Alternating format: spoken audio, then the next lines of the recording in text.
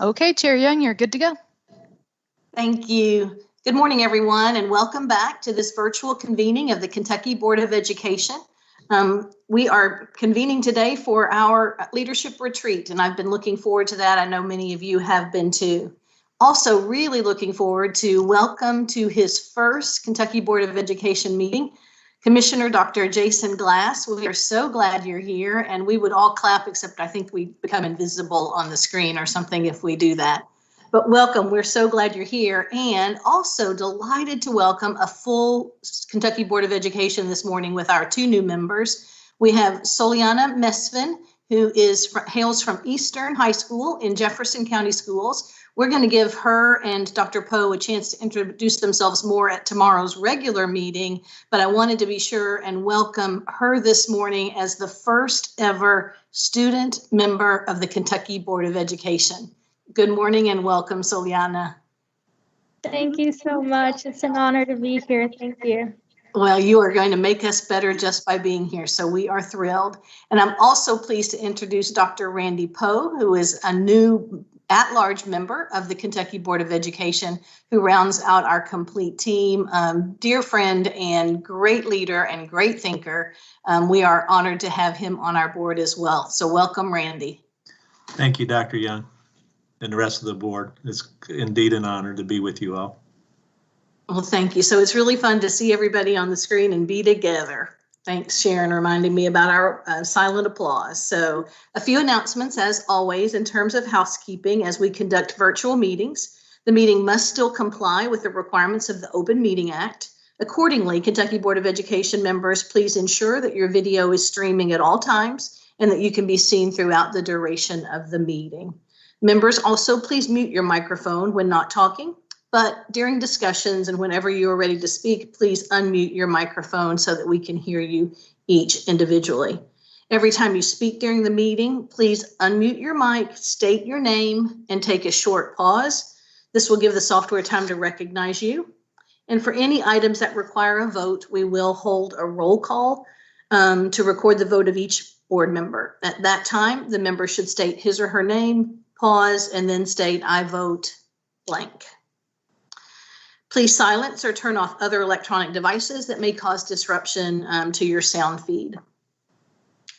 And many thanks to the team for putting together a reminder in the chair notes for this meeting and every meeting following about our July 10th resolution.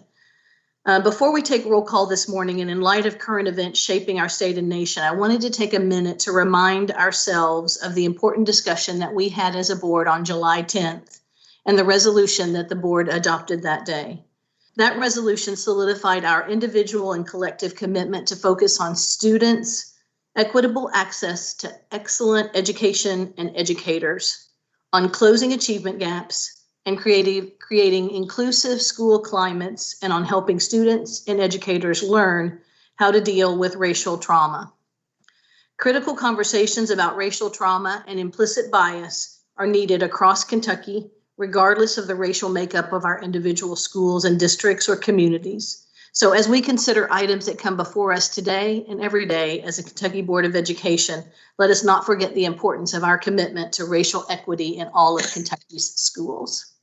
And with that, Jennifer, I'll ask you to please call the roll. Good morning, everyone. Joanne Adams. This is Joanne Adams, and I am present. Claire Batt. Claire Batt is present. Holly Bloodworth. Holly Bloodworth, present. Mike Bowling. Mike Bowling is present. Chair, the next two members, Alvis Johnson and Cody Polly Johnson, will arrive later this afternoon. Thanks, Jennifer. Patrice McCrary. Patrice McCrary, I'm present. Randy Poe. Randy Poe, I'm present. Sharon Porter Robinson. Sharon Robinson, I am present. Lee Todd. This is Lee Todd, and I am present. Lou Young. This is Lou Young, and I am present. Lieutenant Governor Jacqueline Coleman. If she's not here just yet, she will be shortly. Okay. Amanda Ellis on behalf of CBE President Aaron Thompson. Amanda Ellis, I am present. Soyana Mesfin. Soliana Mesfin, and I am present. And Allison Sloan. Allison Sloan, and I am present. Thank you, Chair. You have quorum. Excellent. Thank you so much. And I am, as I mentioned earlier, really excited about the chance for us to get together and work side by side virtually today as we engage in our retreat time. So before I turn it over to the commissioner, I did want to just set the stage a bit in our conversation. We all came together in December and have had a lot of work to do as a team and have met 25 plus times, I think, since we were appointed in December. But we haven't had a lot of time to sit down and just dream big together about the work of Kentucky Public Schools. And that's what today is about. So the commissioner and I and Dr. Porter Robinson, as we have prepared for today, have really looked at a way that we can take us all through a process to drive toward consensus around the future of Kentucky schools. So we are going to just jump into that process today. And thanks to the team, they've figured out ways for us to actually even work in breakout sessions to get this done in a virtual environment. And I really appreciate the thoughtfulness that Dr. Glass has brought to the process and to give us all an opportunity to think about the goals that we will share as a board, as well as goals that we will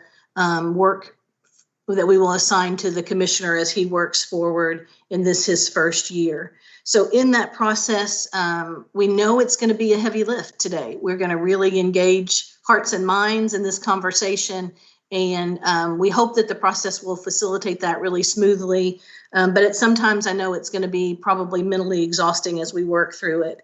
So thank you, Dr. Glass, for putting together the framework for the conversation to get today. And board members, I just encourage you to engage enthusiastically in this process. And we're not going to worry about wordsmithing, and we're not going to get bogged down in some of the processes that sometimes, frankly, can take us off track. We really want to focus on a collective agreement about the work ahead of us. And I've certainly been excited about the opportunity to do just that. So Dr. Glass, thank you, and I'll toss that ball to you. Thank you, Madam Chair. It's great to see everyone. I'm going to share my screen. Let's see, can you see that entry plan update? Perfect. Excellent, thanks so much. Well, I also want to join Chair Young in thanking the board and welcoming all of you to this meeting. And thanks in advance for the extraordinary investment of time that these 2 days brings. I know that you're all incredibly busy people, so it's tremendous that you've taken this much time, both in the regular session that's coming up tomorrow, but also in this retreat today. I know that you've been working incredibly hard these past several months, managing through all of the challenges that COVID has brought, a commissioner search, all of the disruption that Kentucky and really the rest of the world has undergone. Just think about how schools get back open, and you really haven't had time to stop, take a breath, and think about what are some of the things that you want to accomplish as a board. So that's the purpose and goal of today. I also want to tell you that I have had so much support coming into this role, both from the incredible staff that's at the Kentucky Department of Education. You really have some dedicated public servants at the agency who have decades of experience, and they have been an incredible support to me. They've helped me understand complex policy issues. I, of course, grew up in Kentucky and have deep connections in the state, but I've also been gone for 2 decades, so I have a heck of a lot to learn. And the staff here has been incredibly supportive of me in that process. process. I also have received support from the Lieutenant Governor and from the Governor's office, and of course all of our work with public health as we manage restarting school under the threat of COVID has been tremendous as well. That close partnership, so I want to extend my thanks to Dr. Stack and Dr. White and the advice and counsel that they've given me, and also to you, board. In the interviews that I've had with several of you at this point, now those of you that I haven't had the chance to talk with yet, we have those scheduled and we'll make sure that that happens. But you've been a tremendous support as well, just helping me understand the context and background as I come into the state. This board is one of the reasons that I wanted to come and work in Kentucky. I wasn't looking for a job. I wasn't looking for work. We were happy where we were. Jeffco is a tremendous school district with a great tradition and leadership team. But of course, the chance to come back and work in my home state was a major pull for me, as well as the deep connections that our family has here. But what probably tipped the scale for me was looking at who was on this board and the chance to get to work with all of you. So I'm excited about today and excited about getting to this point. And I'd be remiss if also I didn't extend my thanks and appreciation to the practitioners in the state who've also reached out to give me their perspective on things and their view on background and where we are and where we need to go going forward. The superintendents have been great about letting me know where they think we need to go next and some of the strengths and challenges that we have. Practitioners in the state, just the emails, the calls, the socially distanced conversations of retired educators, former KBE officials, former commissioners, all have been incredibly supportive of me just as I've gotten started. So thank you to all of those groups for all the support. It really feels good to come into a place and have this level of support, and I'm grateful for that. I wanted to give you an update on the work that I've been doing over the past few weeks. As part of my application materials, I provided an entry plan for you. The entry plan was largely written before COVID, so it had to be modified as COVID happened, and then has had to be modified again just as I've started work in the state and just learned even more about the context. But that's part of this process. You sort of have a plan, and then be able to adapt and shift and be flexible based on the conditions, which is exactly what we're doing. The plan included a pre-entry phase, which of course I completed before I came to Kentucky, and that was a lot about understanding the context, having conversations with Interim Commissioner Brown, getting all of my technology set up where I was able to hit the ground running on day one. So that was successful, and I appreciate all the support again that came from Kevin Brown and the staff of the department in making all of that happen. Phase one is what I've been in the past few weeks, and phase two. I'll get to phase two in just a second. But phase one really is about this relationship building. And I'm honestly going to be in this phase for some time because the group of people that I need to make the connections with and need to build relationships with only keeps growing. And I think that's a really good thing for me to have those deep and personal relationships with policymakers, with practitioners, with parents, with advocacy groups, with higher education partners, with business leaders, with legislators throughout the state. So we have a huge list. It may take me a year to get to meeting all these folks, but we're going to keep working on it. And thanks to Elizabeth Hack for scheduling and working to schedule all of those. I know that she's not completed that work yet, but it is underway.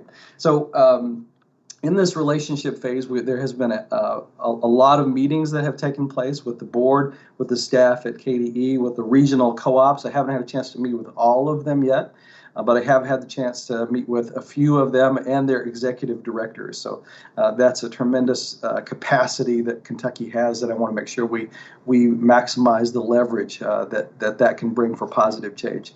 I have done a media tour, thanks to Tony Tatman for setting that up. It was a virtual media tour. I would have preferred to go to those locations and meet with the media in person. A lot of them came here, or we conducted those introductions and initial interviews teachers remotely or virtually.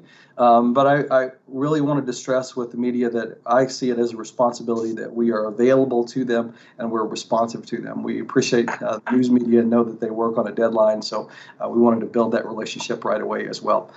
Superintendent webcasts have been a great way of connecting with people in the state, and during those meetings, people provide me feedback and ask great questions that help us improve as an agency and help us improve as a state. So those have been great ways to connect around Kentucky. Our advisory groups, there are a number of different advisories, parent, student, principal, superintendent advisory groups, teacher advisory groups that I've had the chance to connect with. And so those have also been a tremendous support. And then we've started working our way through the key individuals list that I mentioned earlier, and that will be a process that goes on for some time. Simultaneous with this phase one, I'm also working through this phase two, seeking to understand. Some people have asked me, well, how's it going? And I described the experience as drinking from a fire hose. There is a lot to learn when you come into a new role in a new state. Of course, I have the benefit of some comparative experience, so I've seen how things operate in different states and can bring those perspectives here to Kentucky. But there's also a deep and rich education context and history here that I need to take the time to understand. So that's what I'm doing right now. So I've been learning through doing, which maybe is the best way of learning. In the role of commissioner, you have to make decisions right away, right out of the gate. You have to start making decisions around sometimes some very complex issues. And I've used every one of those decisions as an opportunity to gain knowledge. So I can tell you that with Dr. Foster or Todd Allen or Robin Kinney or any of the associate commissioners, when an issue comes up that's a problem, I've had them stop and explain to me what's the policy context here, what's the backstory, who are the key players involved, what were the decisions that led to this point. So using all of those decisions is really an opportunity to learn about COVID and the supports that we're putting forth around that. I think it was my second day on the job when we got the letter, maybe it had been the first day, we got the letter from the budget office about budget reductions for the current budget year. So I'm getting a crash course in state level finance and budgeting. Have experience cutting budgets, but not on the first or second day on the job. So that's a really when you cut budgets, there are decisions around values and what's important, and those are helpful to me as well, even though no one would ever want us to reduce budgets, but we're trying to think about how we can protect direct services to students, how we can protect employees, and how we can allow education to continue in the state with minimal disruption. So that's been a learning experience, learning our communication systems, and thanks again to Tony and the whole communications team has been instrumental and vital just in these first few weeks and getting me the opportunity to network in the state, even though the opportunity to meet in person in large groups has been taken away from us. Senate Bill 158, it was a huge change to the assessment and accountability system that passed last year. I don't know if a lot of people were paying as close attention to that as perhaps we should have. It makes some significant changes. You'll get to hear about those some tomorrow. We've got some decisions to make around that, around how we respond and act in accordance with the legislature's and the governor's will that's codified in that law, but it also presented an opportunity to learn about the context and status in the state. The current strategic plan and direction, we'll spend some time on that today. School choice and how that works in Kentucky and the sharing agreements. We know we have some challenges with that the board will be discussing and acting on tomorrow. So again, that presented an opportunity for me to learn about how that works in Kentucky. Representative Massey has convened a statewide group looking at the Kentucky teachers retirement system and also gave me an opportunity to learn about the other pension systems in the state. So that's been a challenge that has given me a chance to learn. Educator preparation and licensure. Thank you to Dr. Thompson. Thank you to Associate Commissioner Rob Aker for all of their support in helping me understand that framework. So you can see the list of sort of challenges that I've had just in the past 3 weeks and how I've tried to use those as learning opportunities. And thanks again to all of the people who supported me through that. Also in my interviews with you, and in my conversations with several groups around the state, we've had this framework of what are the things that we should keep doing, what are the things that we should stop doing, and what are the things that we should start doing. And I've always found this to be a useful way of getting a conversation going because it allows you to be reflective about the things you really value, to think about what are the things that you don't value, that you want to stop doing, and what are the things that you aspire toward. And they're non-threatening conversations, so people can be forthright and I've just found that it raises the conversation and brings out a lot of different perspectives and valuable information. I've been conducting interviews with multiple groups to get that information and taking notes on all of that. We'll also be rolling out a large-scale data collection that's coming soon, where we'll have people around the state will have an electronic ability to do that. I'd hope to do that in large meetings. Back when the entry plan was originally written, of course, it's not safe to do that right now. So we'll be using this as a different way of continuing to move this phase 2 forward.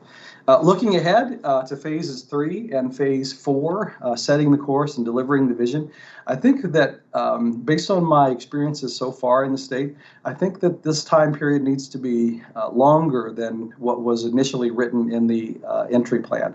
And that's for 2 reasons. One is that COVID really forces us to slow down. And it is more difficult to build relationships. It's more difficult to reach people and get honest feedback and gather the context. And we need to do that work. That's important.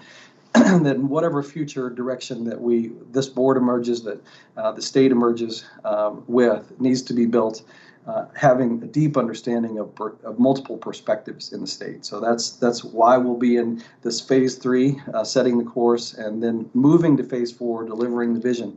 I hope to publish a vision document for Kentucky, but I think we really need to listen, understand deeply as a process of creating that the vision is really created by the people of Kentucky and reflects their aspirations, visions, dreams of what school could be in our state. So I hope we can put that out sometime in 2021. I was on a webcast with a group of other superintendents just as I was finishing up in Jeffco, and a great question was asked, and that question is, who is ultimately making the decisions in the era of COVID?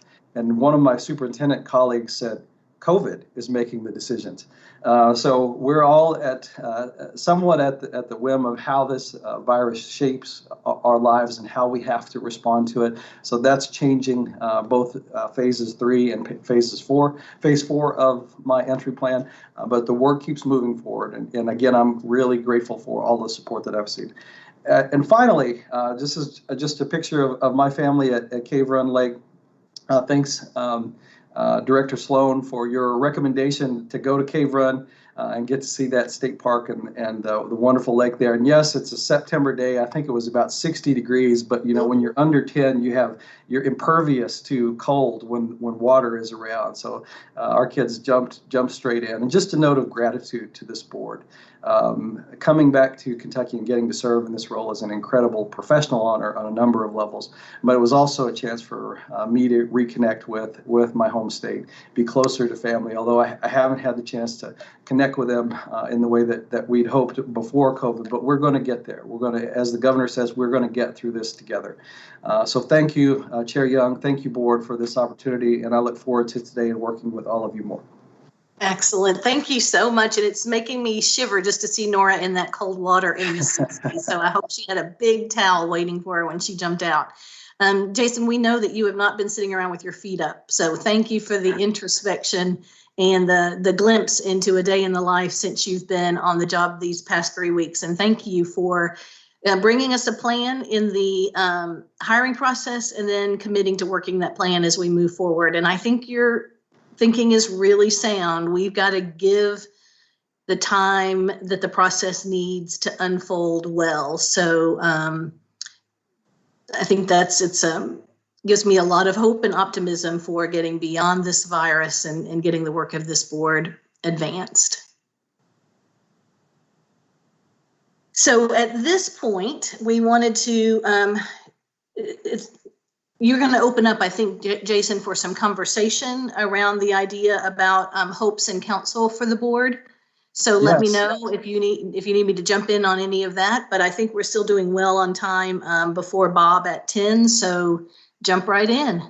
Okay. Well, thank you again, Madam Chair and members of the board. I had really hoped that each of you could take just a few minutes and speak to me about what your hopes, your aspirations, and what counsel you would provide me just starting out in this role.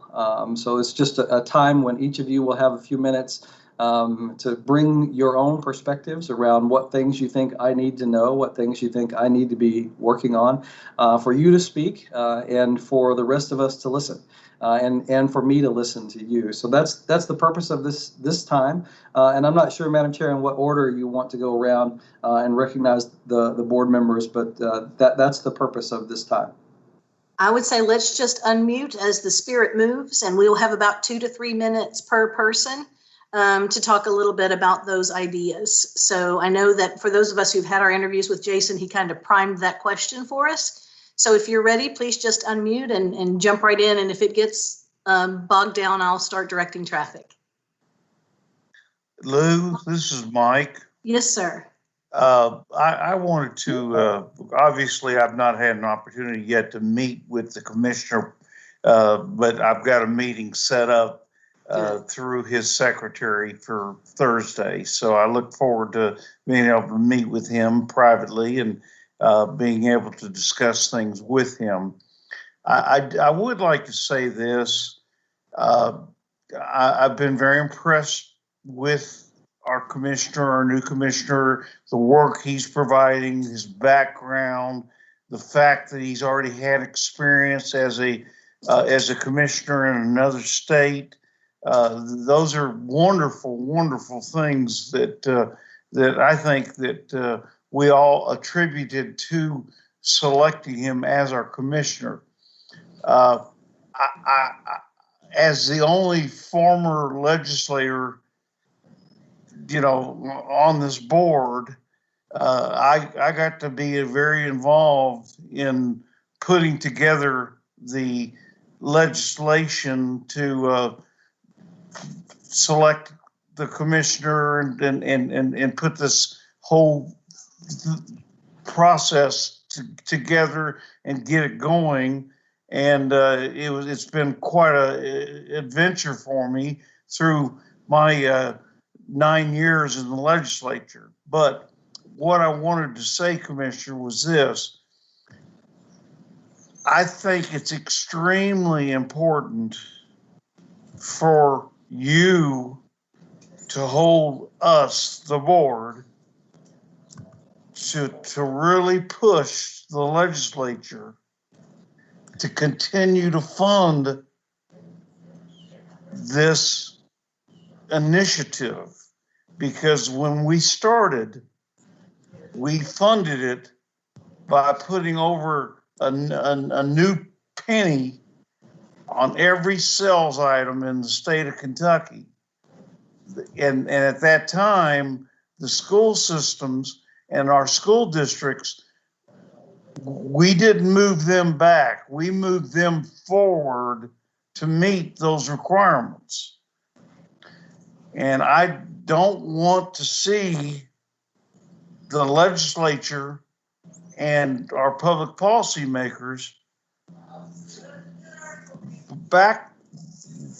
fall back from that commitment, because that's what has made Kentucky's education so important, is the fact that we put up the funding to make it happen. I'm really afraid that we're getting to the point where the rich districts are doing much better than the less districts, and therefore we may be getting close to reaching that area that the Supreme Court ruled that would be unconstitutional for us to not provide the funding necessary for the equal opportunity for all students in the state of Kentucky and not just the students in the better districts. So, you know, I think the legislature needs to be reminded on a regular basis that this could always be brought up again, because the law is extremely clear, and the ruling by the Supreme Court and the Chief Justice back then was extremely clear as to what is expected for the students of Kentucky. And that's all I wanted to say was I would like to see us really push the legislature to continue funding public education. Excellent. Thank you, Mike. And it's a great reminder for us this morning that we are in the 30th anniversary of the Kentucky Education Reform Act. And I know as a young teacher at the time of KARA, I didn't know how amazingly different my job would be pre and post KARA. So thank you so much for that reminder, Mike. Yeah. And also let me welcome in Lieutenant Governor Coleman. Thank you so much for joining us this morning. We're glad you're here. And we are in the portion of the agenda where we are sharing our wise counsel and hopes for the commissioner. So just open mic, and whoever wants to jump in next, please feel free.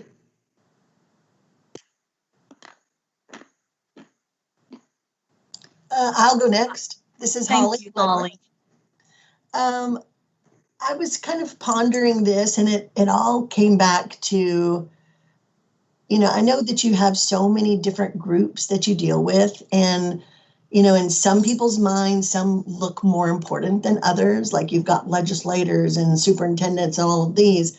But I think you have to just really remember that, of course, kids are the most important, and the people that have the most direct connection with children in our state are the teachers.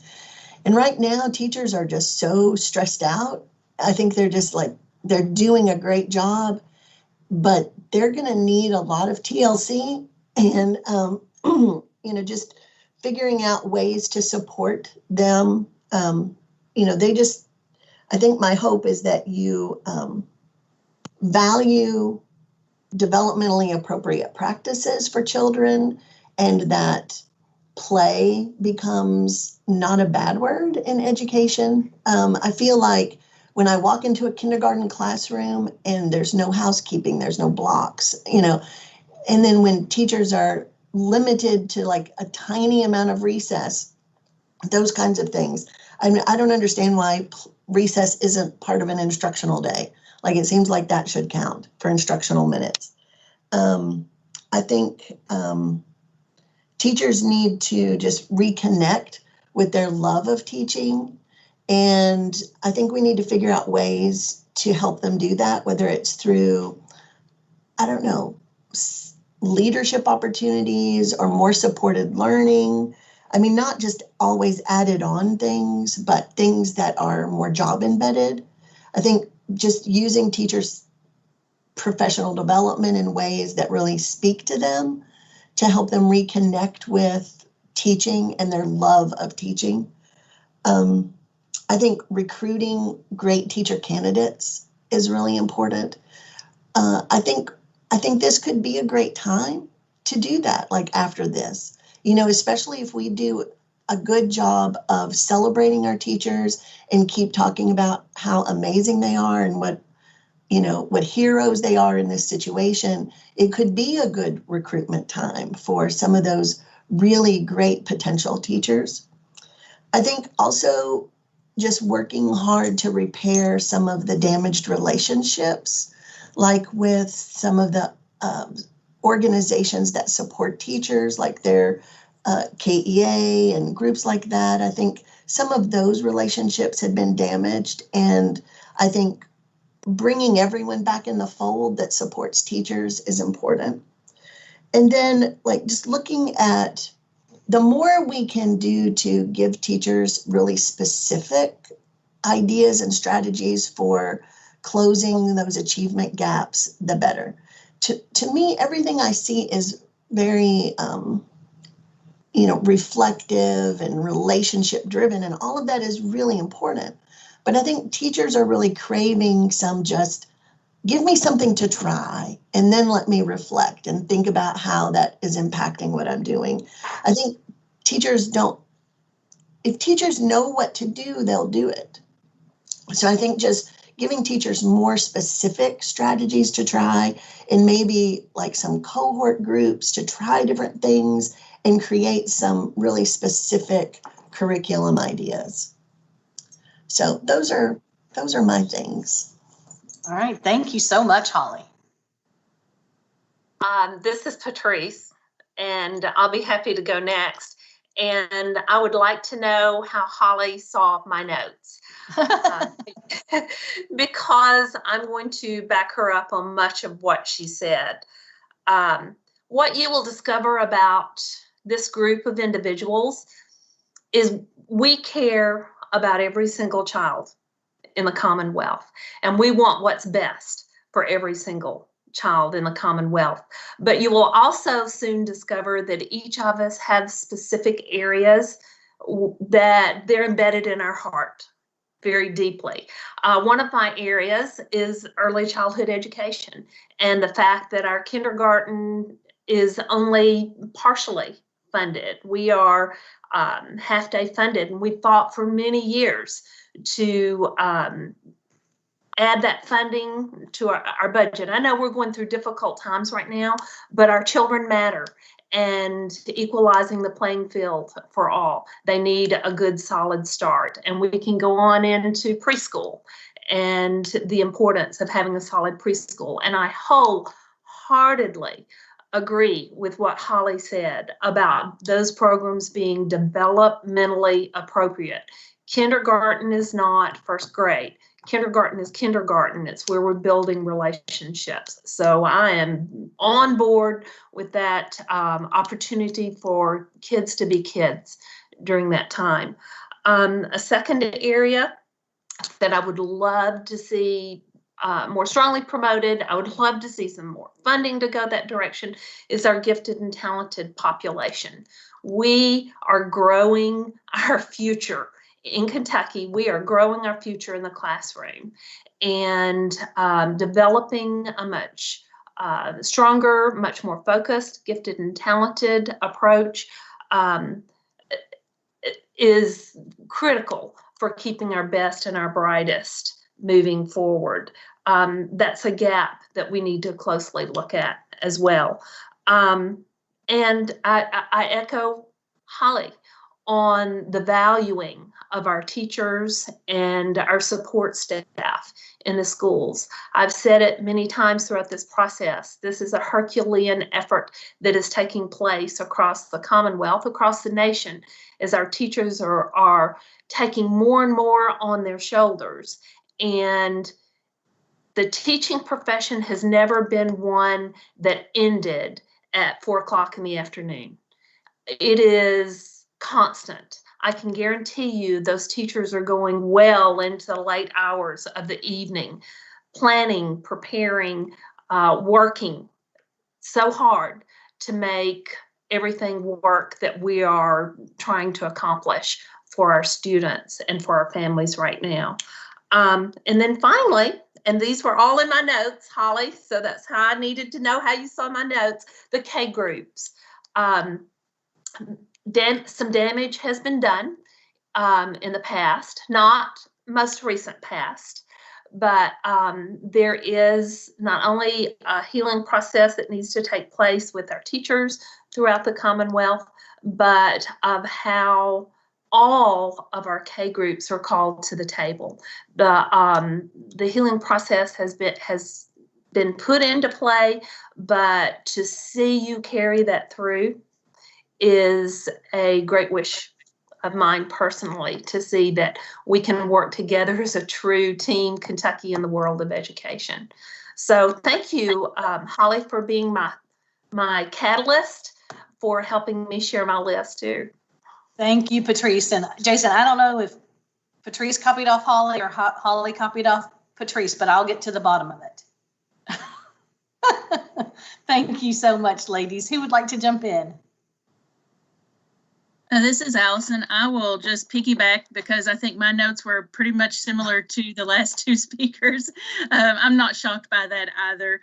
Very similar mindsets here, and I'm honored by that. First, I'd like to say that one of the reasons I'm so excited that you're here, Jason, is that one of the things that spoke to me from your interview process, your resumes, everything from day one, is that you were ready and willing to bust the status quo. And get down to the nitty gritty and do some things that are innovative and new and not afraid to do that. And that's something that I truly believe in and have been doing for several years. And so with that said, I want to start with something similar to the last couple ladies have said, but teacher leadership, as you and I have talked about, is a huge deal for me and it is very important. And I think under that comes a lot of topics. So I want to kind of start there.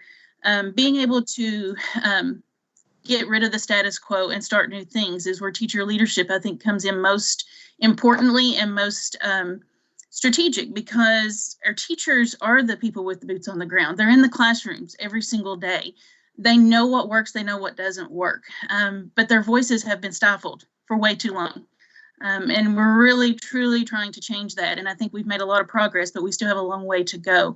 I still get messages daily from teachers that say, could you please ask this question? Or could you please figure this out for me because I'm scared to speak up? Our teachers should not be scared to speak up.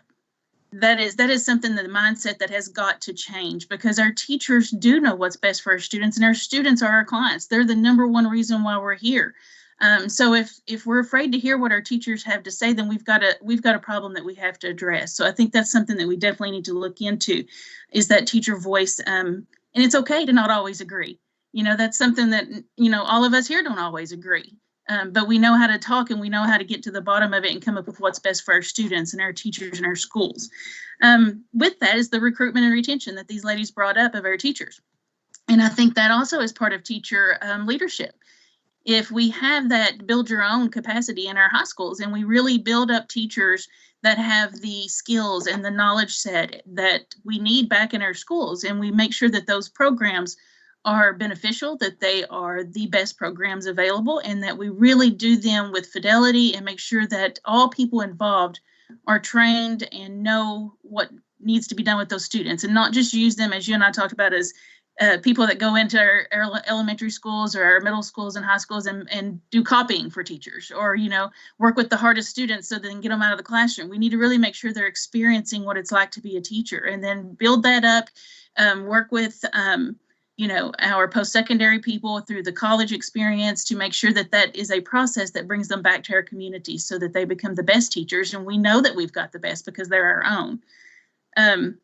Also with that, you know, teacher leadership is because we are the people that know, we're the experts. You know, we should be the ones providing the professional development in our districts as well, as to design and lead and be the people that are sharing across the state. I really would love to see a time when we're not competitive with each other across the state, that we're sharing information, and that we're not saying, hey, I don't want to share this with you because I want my district to be the one that's, you know, got the highest test score so that we can brag about it, but instead becoming this capacity across the entire state where we are sharing so that all students benefit from the good things going on in our districts, because there's amazing things going on in our districts. So we want to make sure everyone from you know, the far southeastern to the far western to our biggest urban districts and our mountain towns, they're all doing these wonderful things. So as a teacher leader myself, and a special ed teacher, I would have to be, I would be mistaken not to bring up the fact that our teachers need a lot of training around special education. If we really want to start closing gaps, that is one area where we've always had a huge gap. And we always will if we don't start taking it extremely serious and making sure that our teachers know what needs to be done for those students. It would amaze you to find out how many people, not just educators, but people in the education system do not really even still understand what it takes to be identified as special ed, what it means to have a learning disability. Many, many teachers still think that those children do not have intellectual ability and can't learn, when in true aspect that a child with a learning disability has to have an average to high average IQ and can very much learn. As an advocate for kids with dyslexia, we've got to revisit that. We've got a wealth of information from the Dyslexia Task Force that we had in our state a couple of years ago, to new legislation, to our toolkit, that we need to make sure our teachers are trained in and what dyslexia is, how to identify it. But also beyond that is the science of reading. If we're going to improve anything in education across the state, we need to focus on reading instruction, and we need to really get down to the bare basics of how we teach reading, what's important about teaching reading, and make sure our students come out as readers. And that also needs to start at the university level. And I know they're doing a much better job, but we need to make sure our pre-service teachers come out of college with that information so that we're not having to constantly backtrack and train our teachers. And then something that Patrice hit on was the gifted and talented. And I think that is definitely an area we need to focus on as well. But we also need to realize that to cross those two topics that I just mentioned together, we have a lot of students who are twice exceptional. And by that, I mean, they may have a learning disability or some kind of other disability, may also be gifted and talented in another area. And that's something in a state that we've not really tried to focus on and bring out, is that children can be talented and also have a disability. And we need to make sure that our students realize that and we start celebrating their abilities as well as their disabilities. Thank you for being here. We're glad you're here. Thank you so much, Allison. I think we're doing pretty well on time. So who would like to jump in? Claire. I'd like to go next because everybody's sort of hitting on the things that I have on my list as well. But I think there are a couple things that I want to mention. One is I see education as the economic driver of our state. And as coming from a state where, as Mike pointed out, we have the disparity that is increasing between our areas, we face a crisis in trying to pull everybody into an excellent education setting. We are in a race against time. We face global warming. We face displacement because of global warming. These are long-term issues, but I think unless as a state we start thinking about where we stand and how we're going to address our ability to perform at the highest level and put our kids in the situation where they are able to become problem solvers and innovators, we are going to be in trouble. But that ties into what other people have been saying. It all starts with the kids that we have in front of us. And until we really look at their individual needs, where they are, and how do we address them as individuals, our teaching is like putting on one size shoe and trying to run in the race. And we know you're bound to fail if that's the way you're teaching. And that goes back to our teacher education, the vision that we set out for them through what do our assessments look like at the state level? How are we going to measure progress? And until we make it authentic and individualized, and until we help our kids feel like real learners and engaged in meaningful activities, I think we're always going to be behind.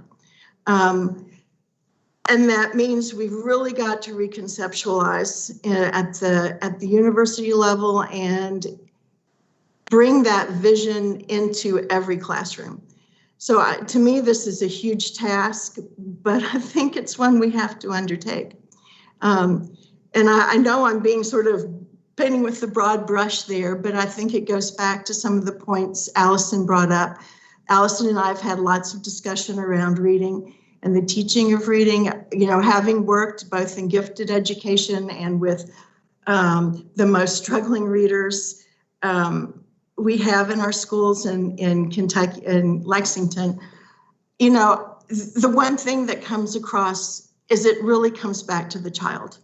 And until we have teachers who are able to address those individual needs of children and see where they are and take on the task of understanding, there's a reading process. I need to understand the reading process. It's not buying a program that's going to get me there, but it's really being able to diagnose and assess and move children forward and recognize where they are. So I'll jump off my soapbox there. No, excellent. Thank you so much, Claire. Okay. And I'm going to pick up your broad brush and just paint a couple of strokes to follow up around this, the place where Holly started, and that was around the student at the center. So Jason, you said something in your interview that continues to resonate with me every time we talk, and that is that until we change the learner experience, we won't change learner outcomes.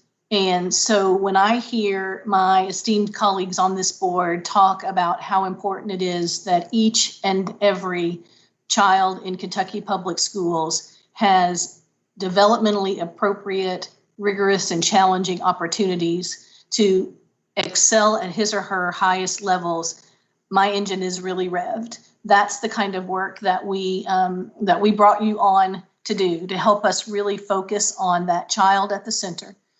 Everything I've heard my teammates talk about today is about agency. So learner agency, teacher agency, leader agency, a system that begins to develop policy and advance that policy in such a way that all of the elements from preschool through university all come together and wrap around that student. And I love the NASB work and the prior board's work around whole child policy development here in Kentucky. I think the time is ripe. 30th anniversary of CARA. Thank you, Mike. All of these things come together as what I think will be a policy mandate for us as a team that we can really advance, and keeping in mind every one of the learners, despite what his or her background is. In fact, because of what his or her background is, as we move forward in the best interest of the kids that we serve. Chairman Young, this yes, is Lee. Please, Lee. I've had an out-of-body experience or an out-of-internet. We missed you for a second. Yeah. Anyway, I'm back on. Thank you. I don't know all of the education lingo, Commissioner, but one thing that I'm interested in is creating a competitive economy in Kentucky. It's all sitting on top of P12 education. And when you look at the reports coming out of CBE that we need more engineers than the average of the national need, where the pandemic is really calling for more skilled workforces, we've got to have a skilled workforce. In the past, we've built our economy around either coal, tobacco, whiskey, and so forth. Or once that faltered, we started recruiting companies to come give us jobs for cheap land and cheap labor. But now those companies aren't coming anymore. They've gone elsewhere. Now we have to have companies coming here that are globally competitive. And if we don't have a workforce that's strong, we're not going to be able to even bring those here. But more importantly, we have to have these children, some of them to grow up to believe that they can start their own businesses. Because if we can build our own businesses, they'll stay in Kentucky.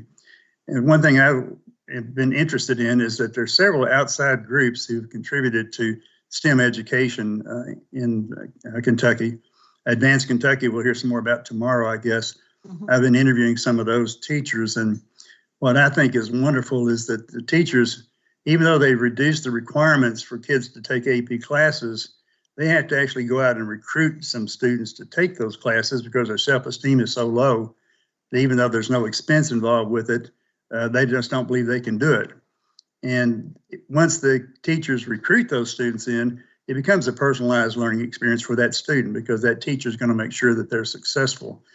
We have a group called Awesome Inc., which is a startup out of Lexington with some young men, and one of whom is teaching coding to middle and elementary schools in Kentucky. We have an outfit called PIMSR that's headed over to Eastern now that creates master teachers in STEM.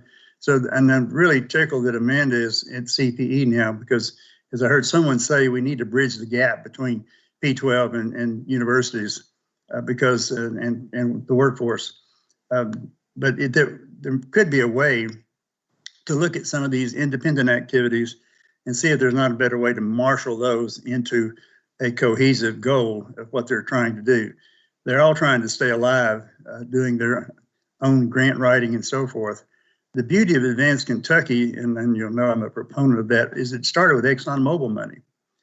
And I've told nonprofit organizations for years, Covey used to say that when you begin a task, you need to have the end in mind. And if your end is only writing a grant, getting a contract, and writing a resume that has a little more activity on it, that's not enough. The end in mind ought to be who's going to run this thing. Because a lot of our teachers and faculty members need to instigate, initiate, but not operate stuff. And if you don't have somebody to operate it, you're not going to go.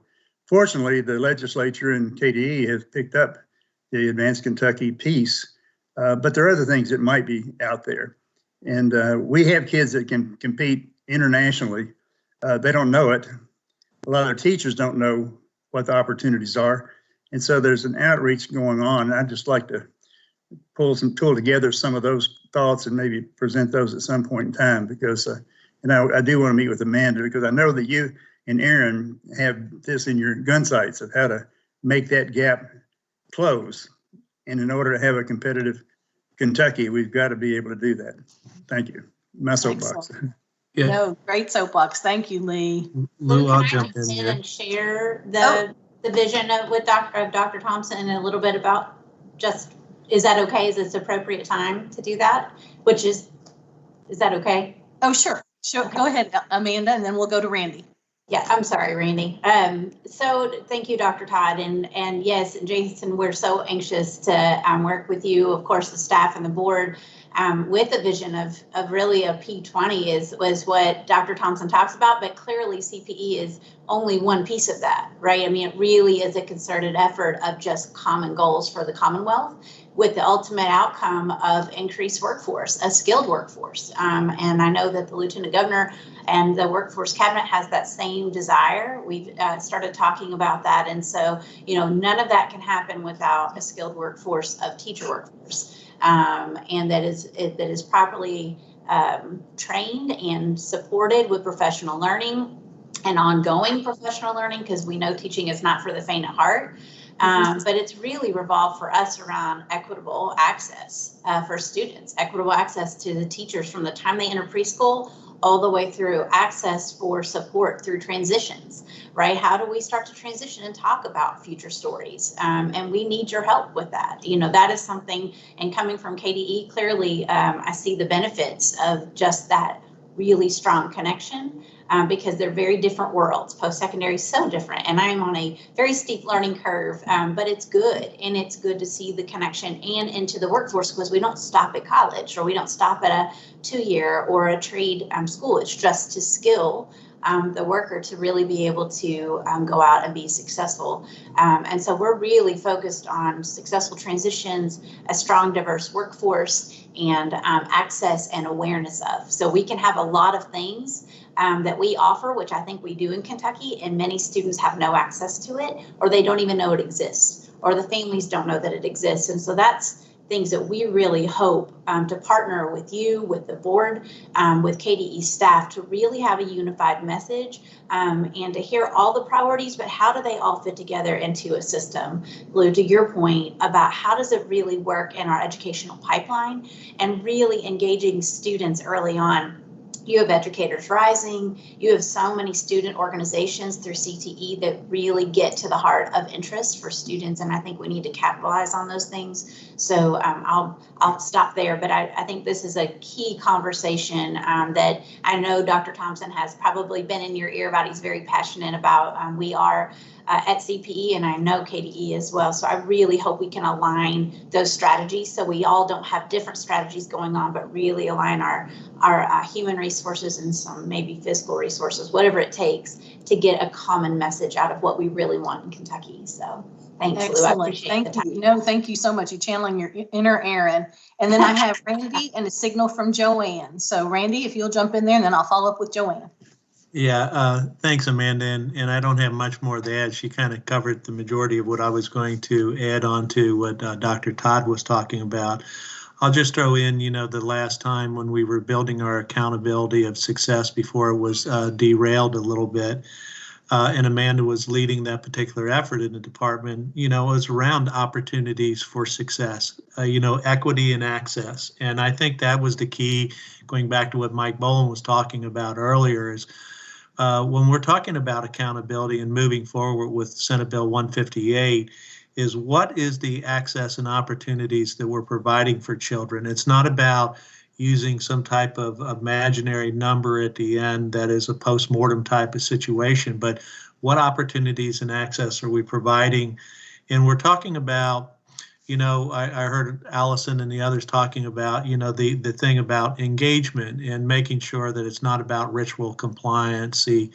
And the one thing that I'm very excited about, Dr. Glass, coming on board as the commissioner, is the deeper learning. The Department of Innovation there and the opportunities we've been doing for the last several years, there's things that we got to gear up, because when we're talking about gifted and talented and the others, we're really talking about deeper learning for them and getting them engaged in the process. So when we build our accountability system around 158 moving forward, we need to get back to opportunity and access for kids of all, if we're talking about all, and then providing those entrepreneurial type of things that Dr. Todd is talking about. We got to develop that thread through P through 20, as we're talking about, if we're going to be building Kentucky. So I'm excited too that Amanda, I hated losing her at KBE, but if there was any place that she was really positioned to go to, it's really where she is now. And I'll just throw in a plug with Dr. Thompson that she's talking about. He's going to be in Northern Kentucky virtually at our fall convening, talking about just a topic that she talked about, P20 alignment around equity and access and so forth. So we'll send something out to the state if anybody wants to join that, because I'm very excited to hear about his talk with our post-secondary and our K-12 partners. So I think that leads into a great thing that she was talking about. All right, thank you so much. And Jennifer, if you would let Bob Hull know, we're just going to encroach on his time by about 5 or 6 minutes to make sure that we can hear from Mrs. Adams, from Dr. Robinson, and from Ms. Mesvin. So, and Lieutenant Governor just let us know in the chat she's got to pop off a little bit, but she's holding her wisdom thoughts to share when we're in a discussion in a little bit of time. So, Joanne, please. Well, it was really exciting for me to listen to all my fellow board members and everything that they had to say, and to check off on my list exactly what they were saying. So everybody's cheating. Yeah, I know. I think it's very obvious that we're focused on the whole child, doing what's best for the whole child, and supporting teachers so that they're able to do that. I did have a couple of things that haven't been mentioned miraculously, and one of those is our technical schools, and we sort of alluded to that, but I think it's very important for us to continue to support our technical schools and to encourage children to take that path if that's the path that they are interested in. It's very obvious in my community here. Our plumbers, our electricians, our mechanics, many of them are my age. When builders try to get a contractor to come in, they are all older people who are ready to retire, and there are no younger ones coming up to take those places. So it's going to be imperative for us to encourage children to participate in those technical schools and learn those trades. Another thing that I had on my list that hadn't been mentioned is our connection with the community. It has been very disheartening to me in the past few years to see that connection erode, and the support from the community to oftentimes see where community members, businesses, and organizations seem to be at odds with the school. I want to encourage our board members and all of our educators to build back those relationships with the community and show the citizens and the business owners that education isn't an expense. It's an investment, and we need to continue to invest, and we need to show the community members what that investment does for them. Thank you. Thank you, Joanne. Mm-hmm. Soliana, would you like to jump in, and then I'll let Dr. Robinson clean up for us? Yeah, sure. That would be great. I think, well, I'm bringing a student's perspective. Dr. Glass is just overall attitudes towards students' voice through the Student Advisory Council has been great, and it's really hard to say what we should be working on with him because it's obvious he truly prioritizes it.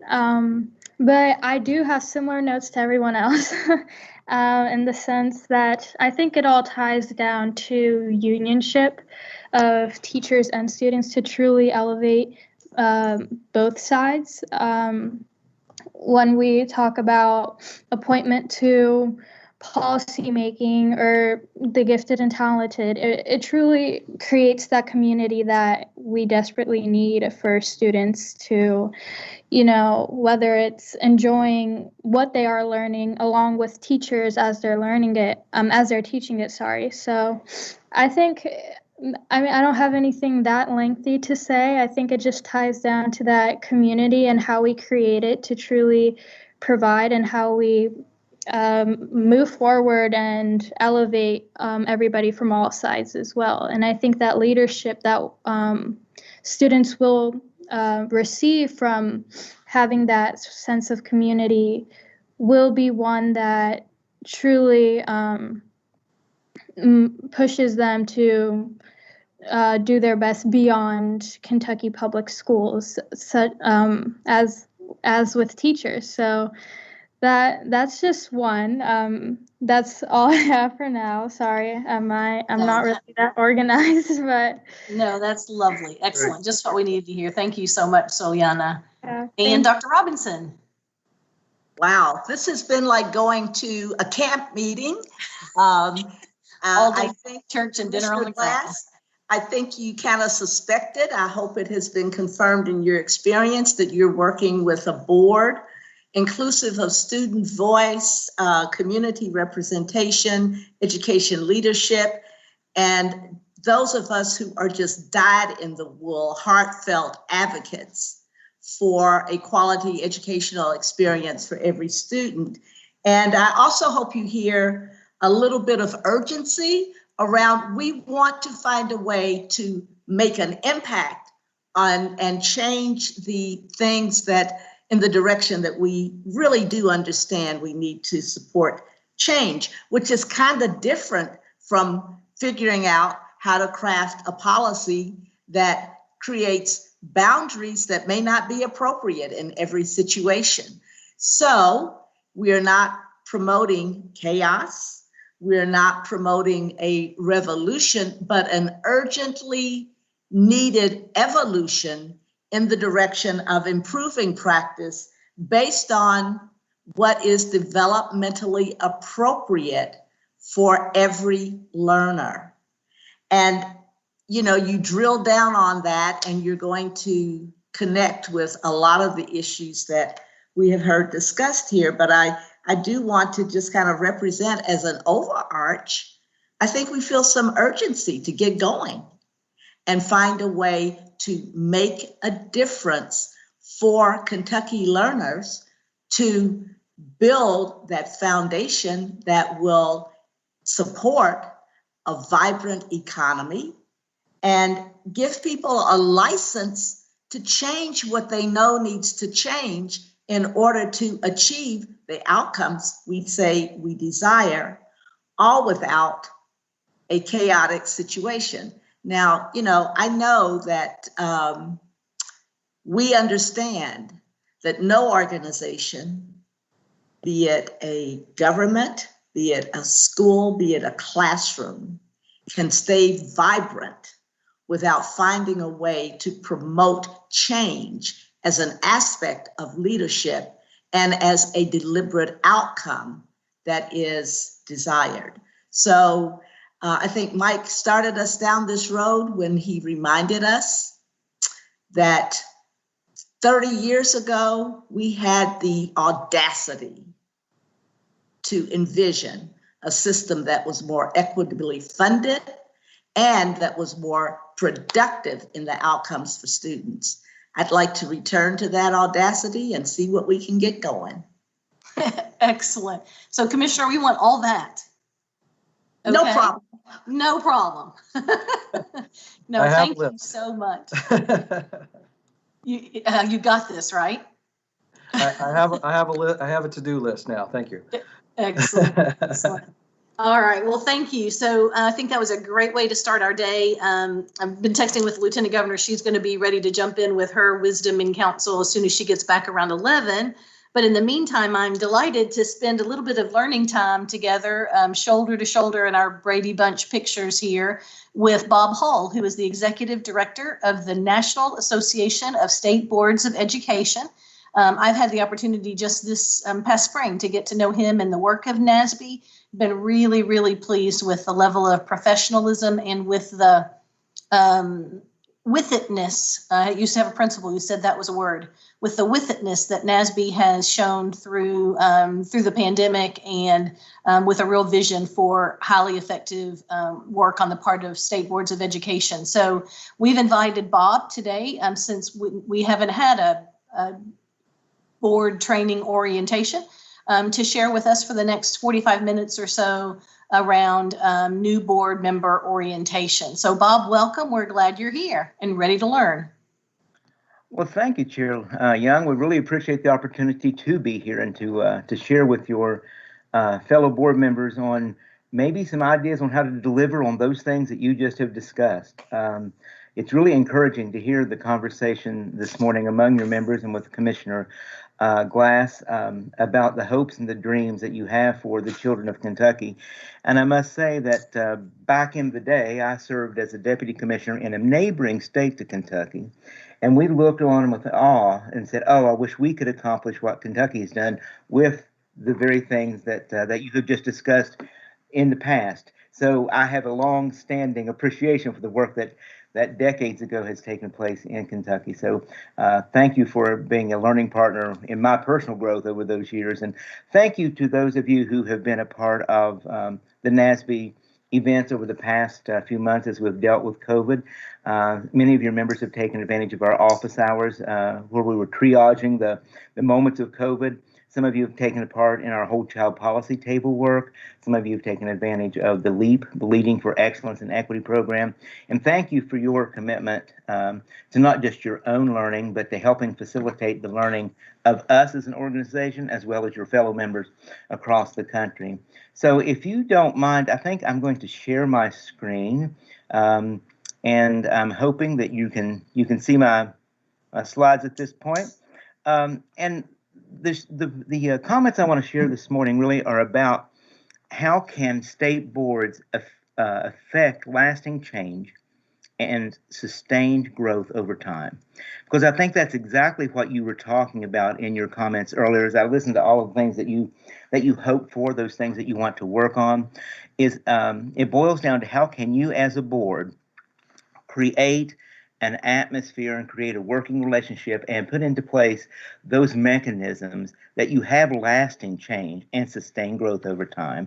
So I'll share with you this morning some of my thoughts on how that work can be done. So basically, for my 45 or so minutes I had this morning, my objectives that I'd like to do is to explore the role of state boards of education in the greater education policy landscape. What is the role of the board in that big landscape?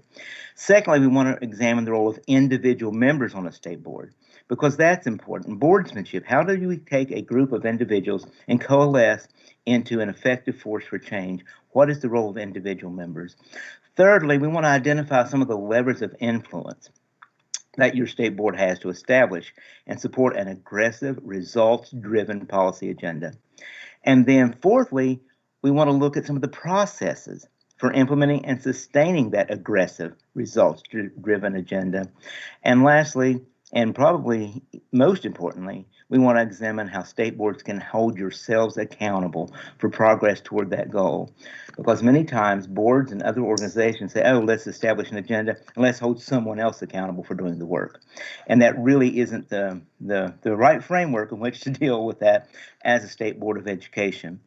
For those of you that have not had the opportunity to engage with the NASB staff or the NASB organization a little yet so far in your short tenure on the board, I would just share on the screen. I won't read it to you, but this is our mission statement. This is why we exist.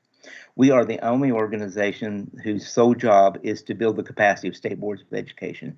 That is our job, and our job our mission is to do that for all students. Equity is baked into every single thing that we do. And we have purposely written all of our foundational documents, meaning our mission statement, our belief statements, in a positive light. We don't use the word for all students regardless of this, regardless of that. We say because of it.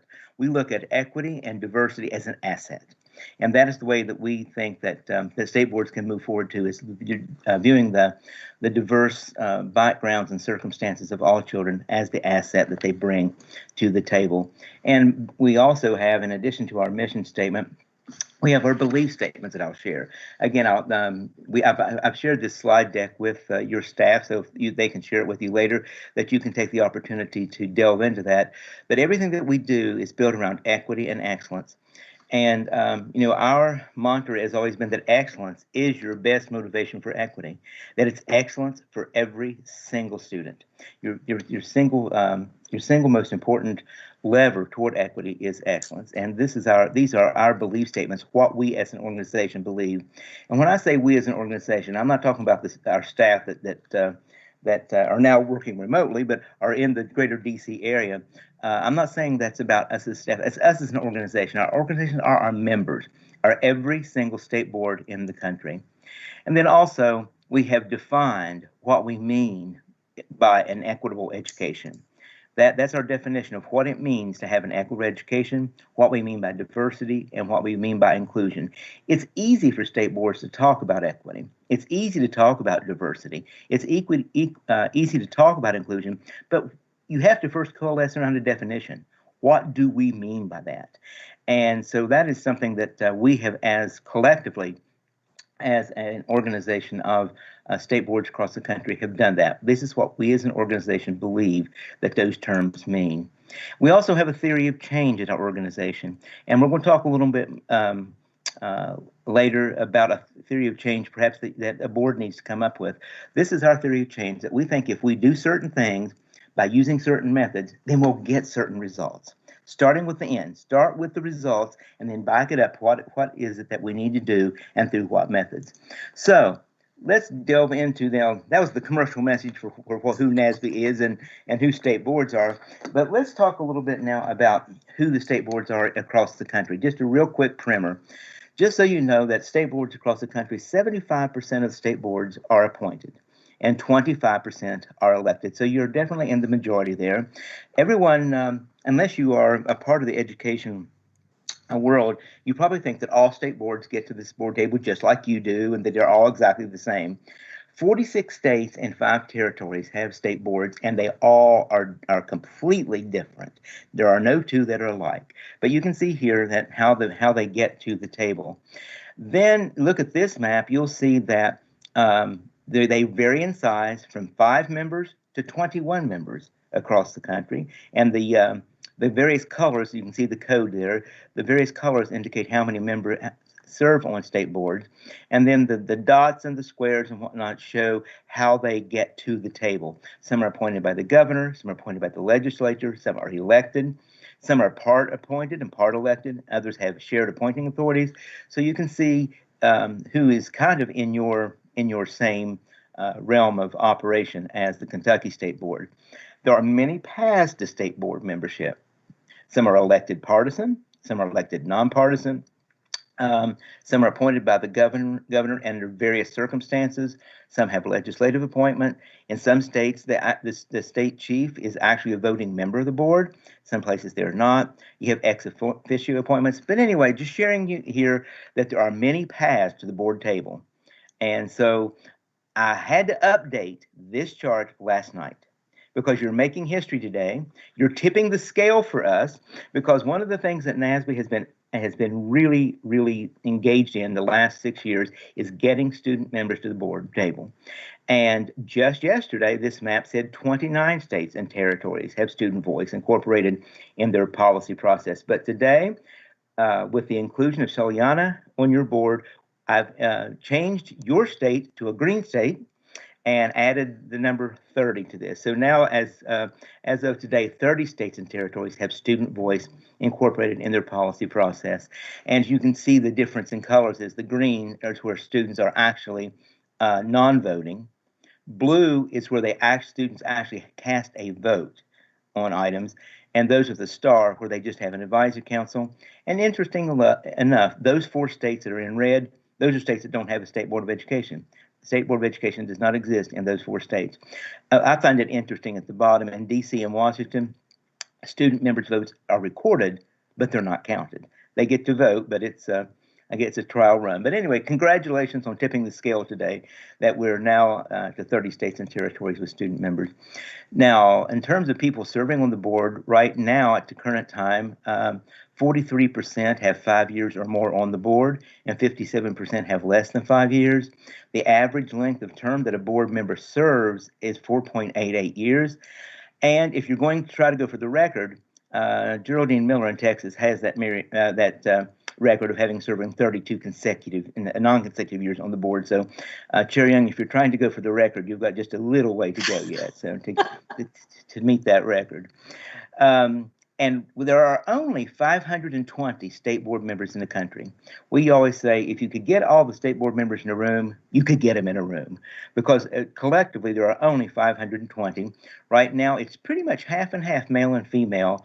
But there are some seats that are unfilled at the time. Right now, 497. But anyway, state boards are probably the most equally diverse governing bodies in the country, much more so than legislatures, much more so than many other bodies. So state boards are probably the most equitably diverse groups in the country. We also like to say that state boards are, in my opinion, the last bastion of public discourse, where they check the party ticket at the table, come together to talk about good policy without the political wranglings. That's not true in all states, but in most states. So state boards are a great example of that.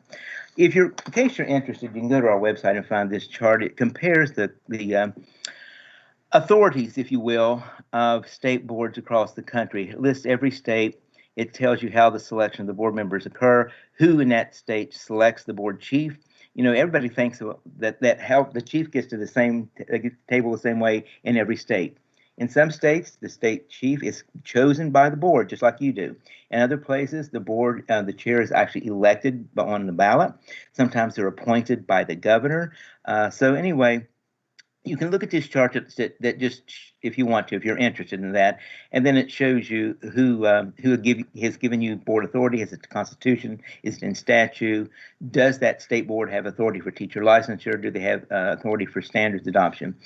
State boards across the country are widely diverse. They range in from one end of the spectrum, being set up almost as a fourth arm of government, where they have little accountability to the governor, to the legislature. They really do control education.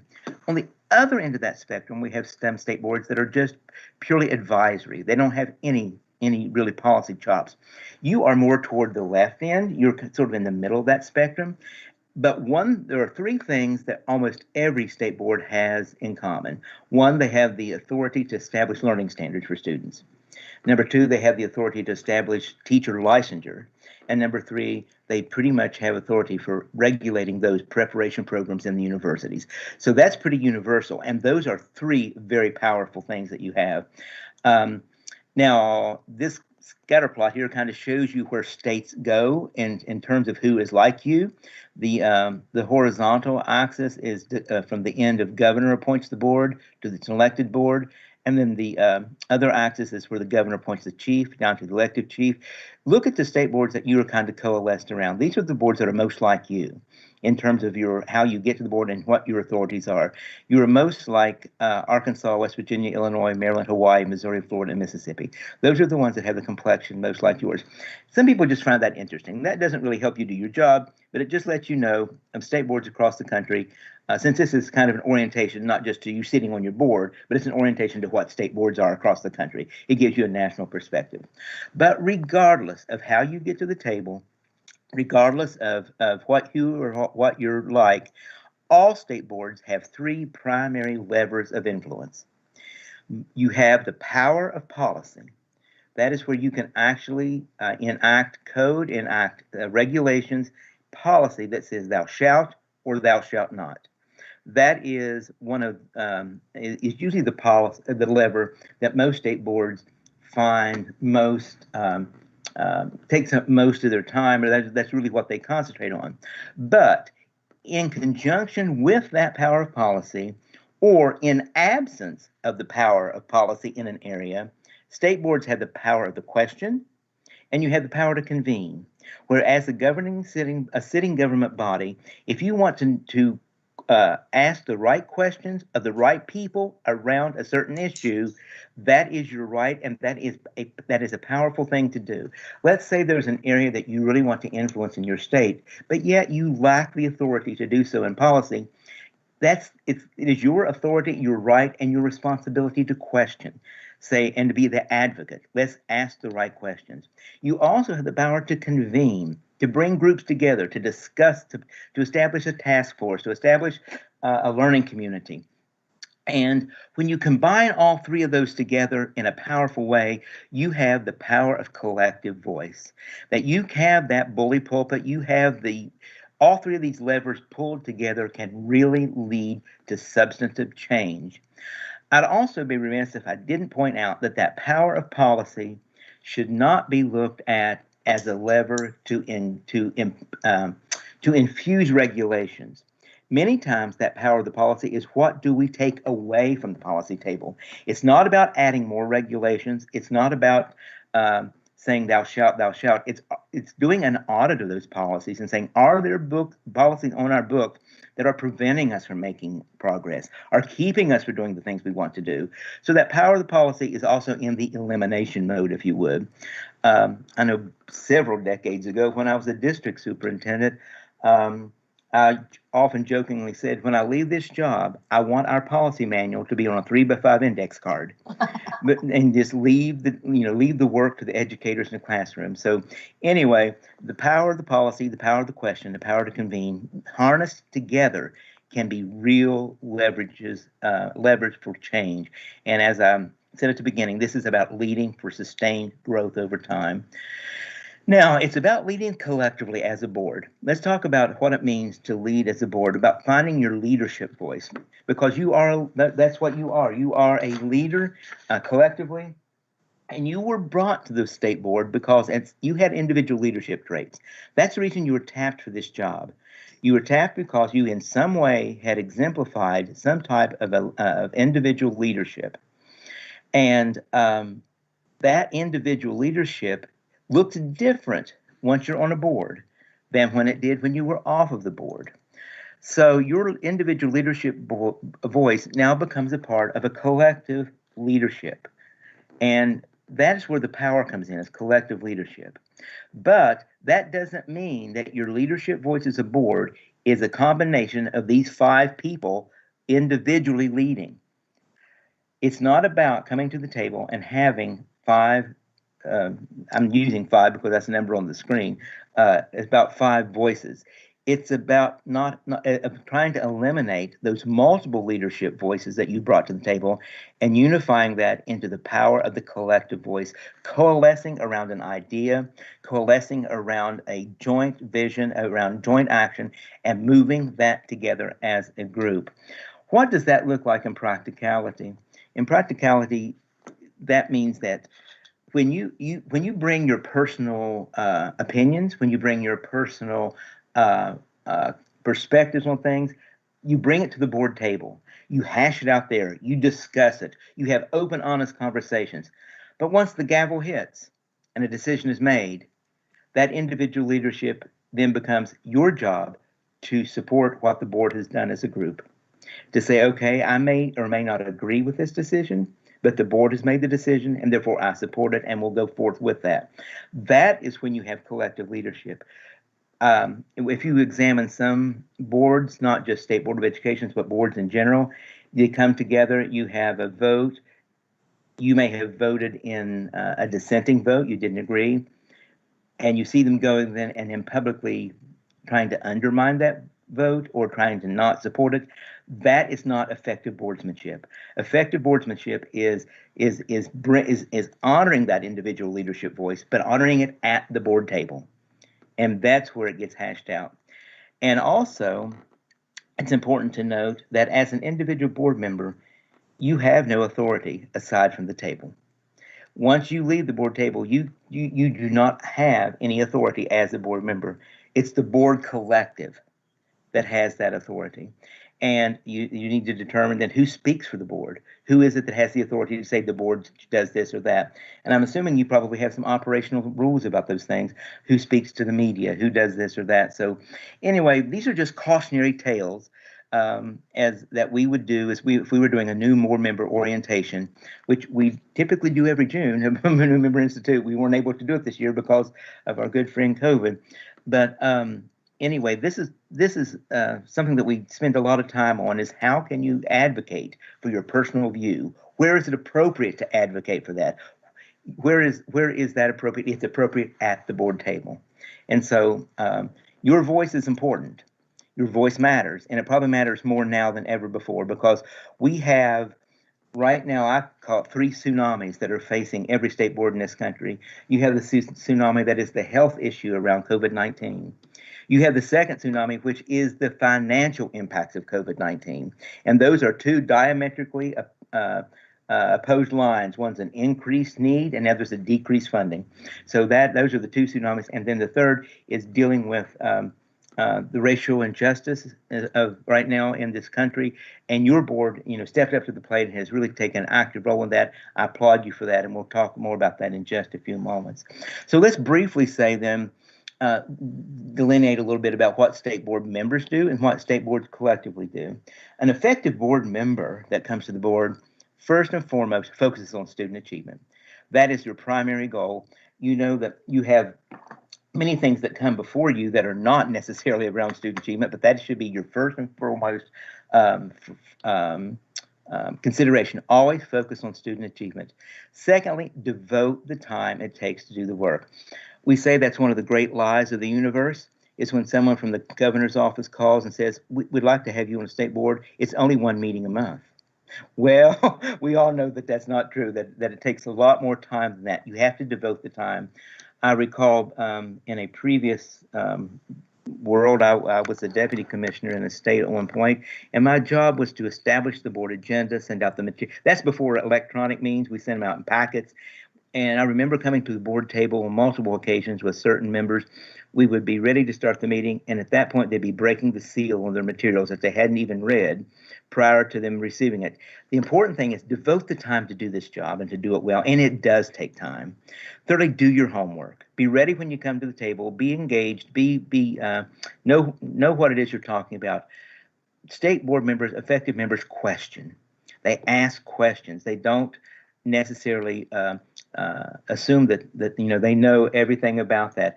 And lastly, individual members are not afraid to make decisions, not afraid to take the hard line and make decisions.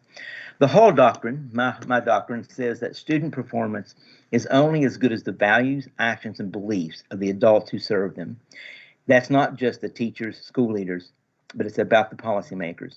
So the student performance in the state of Kentucky is only going to be as good as the values, the actions, and the beliefs that you bring to the board table. Then if that's what state board members do, then what do state boards do collectively? You are the citizen voice in education. That's what we refer to as to state board members as. You are there representing the citizenry of the state. Focus on your policymaker role. That is again what your job is. Build on what's come before. It was so heartening to hear the discussion this morning among your members of giving honor to the work that has been done in the past and wanting to build on that. So that's what good board members do. They build on what's come before. And something that I don't think you have a problem with, but you need to check your party ticket at the door. That is, you don't come to the table and say, well, I represent this, I represent that. Once you're at that table, you don't have a constituency. Your constituency are the citizens of the state of Kentucky and the students of the state of Kentucky. Now, if you don't mind, I'm going to take a real romp through about 16 very concise statements and not talk about them in depth. These are things that you as the state board or any state board can do to lead for lasting change. These are the things I think you need to focus on. First and foremost, know and embrace your full authority. Don't be afraid to take advantage of everything that you have in your ability to move forward. Know what your full authority is, embrace it, and move on with it. I would say that I believe it was Member Robinson a few moments ago that talked about moving things forward. And when you know your full authority around policy, if you look up the definition of policy in a textbook or in a dictionary, it says a course or principle of action adopted or proposed by a government, party, business, or individual. Yeah, that sounds good.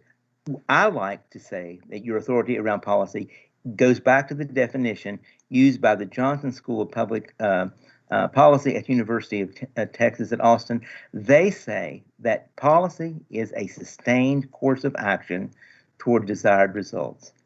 That is what knowing your full authority on how to move forward a sustained course of action toward desired results. Secondly, utilize all your levers of influence. Don't just rely on the power of policy or the other levers. Utilize every lever that you have. It goes back to what I discussed earlier. Don't just rely on policy. Utilize everything. Number 3, in order to lead for lasting change, tie all your initiatives to your mission and goals. If you need to revise your mission and goals, do so. But everything that you do should be tied directly to your mission and your goals. And I can give you examples of a few states in recent years that have just made such phenomenal progress because they have done just that very thing. They've got their mission and goals right, and every single item on their agenda, every single thing they did was tied back to that mission and goals. Next, understand fully the problem you're trying to solve. And if you're trying to trying to create solutions, you have to understand the problem. So make sure that you understand the problems you're trying to solve before you attack a solution. Fifthly, base all your decisions and discussions on relevant evidence. Data and research are your friends. Be evidence-based. I love the Demings quote. It says, "In God we trust, all others bring data." So base everything that you're doing on evidence and on data. And evidence and data matter. And these are the reasons they matter, because data can help identify real problems that need attention. Without data, you may be jousting at windmills. You may be having problems that are perceived problems. Data can, state boards can use evidence to weigh and compare various solutions to identified problems. Data and evidence help to build consensus among people with different political views. Data, rather than opinion and conjecture, lead to more informed policy decisions. Data and evidence help justify policy decisions to the legislature, to the news media, and the general public. So data is your friend. And again, data is one of those areas where you can use the power of the question and the power to convene. And I won't share those with you right now. You can read those at a later time. And this is some ideas on how to spot some quality research as you're looking for the solutions. And sixthly, build internal consensus, but acknowledge differences of opinion and preferences. Again, these are just high-level suggestions to help you as a state board lead for lasting change. If you can do these things, then I think that you will be effective in the job that you're doing.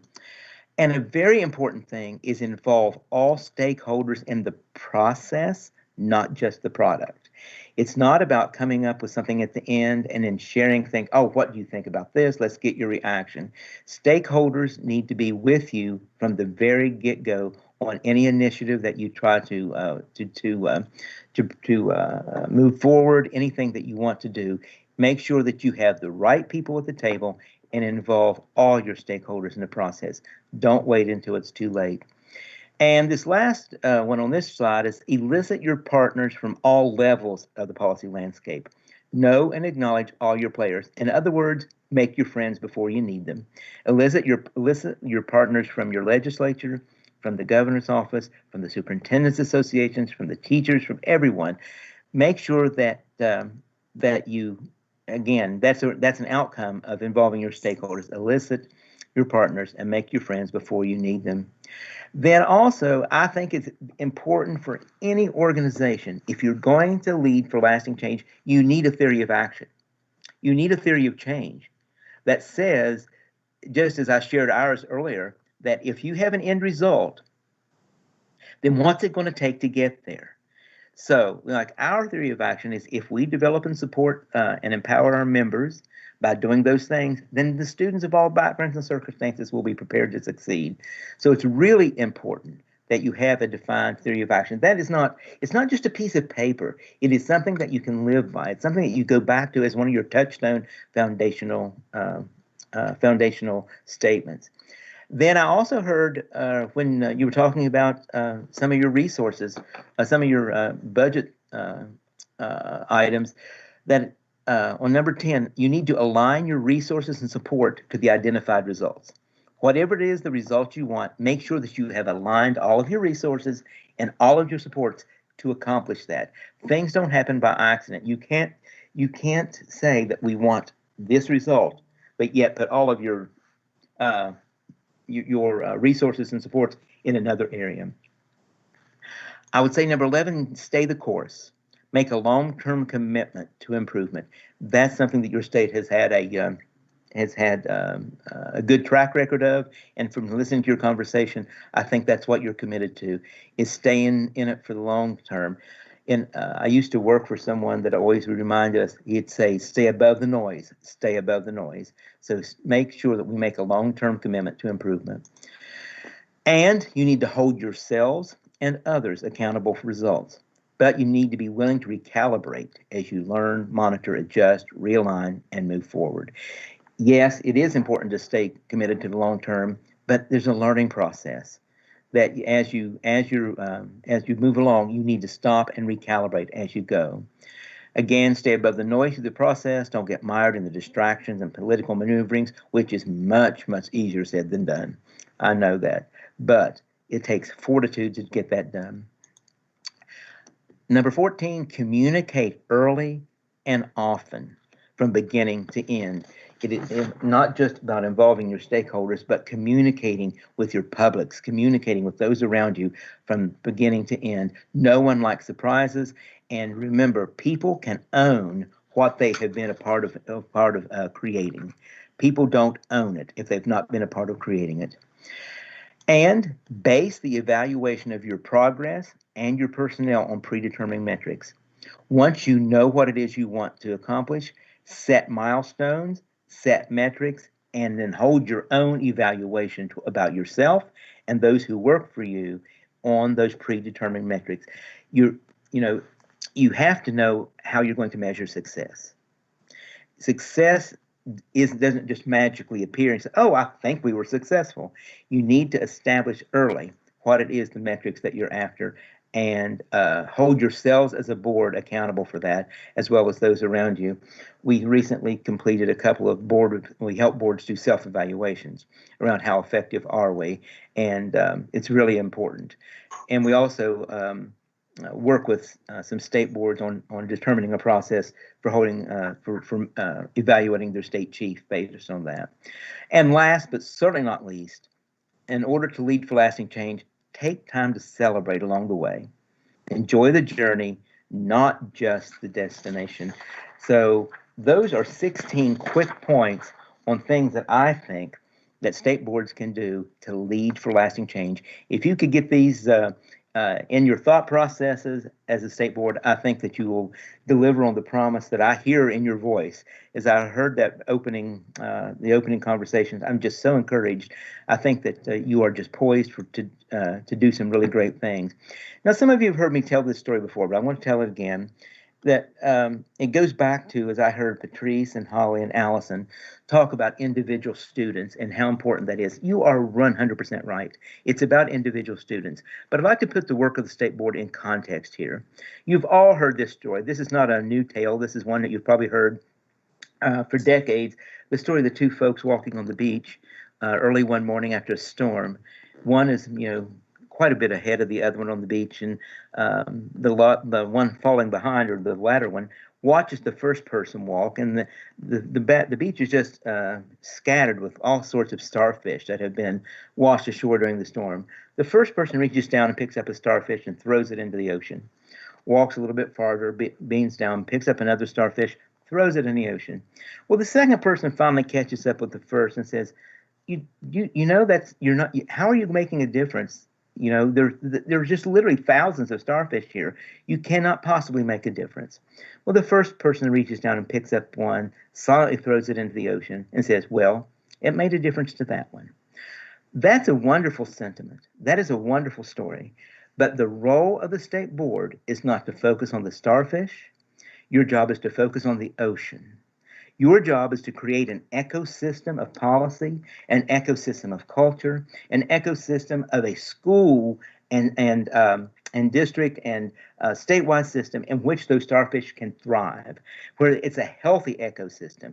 It is just really prepared for those starfish to grow and to just prosper. So focus on the ocean. Your job is to focus on that ecosystem of policy and culture in which they live.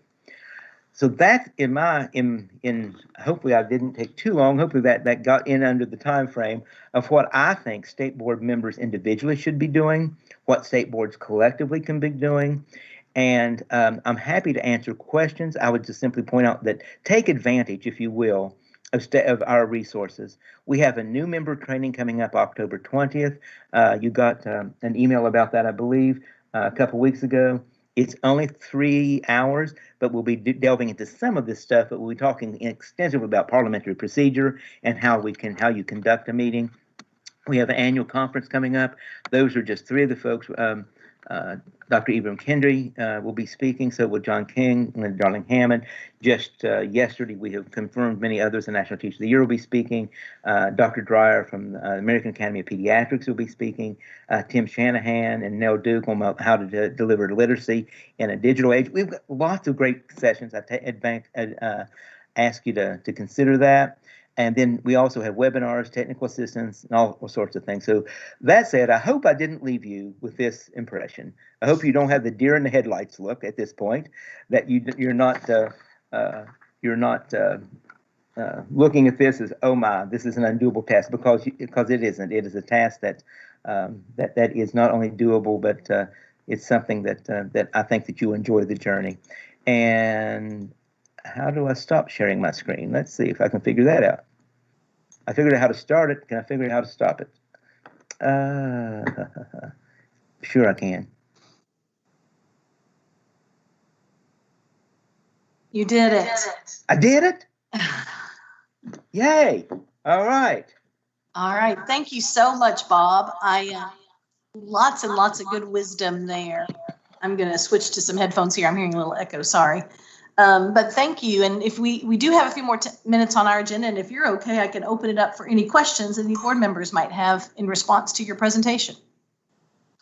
Lou? Bob, my mic, yes. Yeah, sorry about that. No.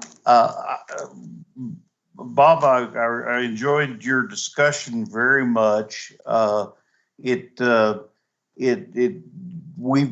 all have had certain amount of training and discussion of how we should handle things, but ultimately the board makes the decision.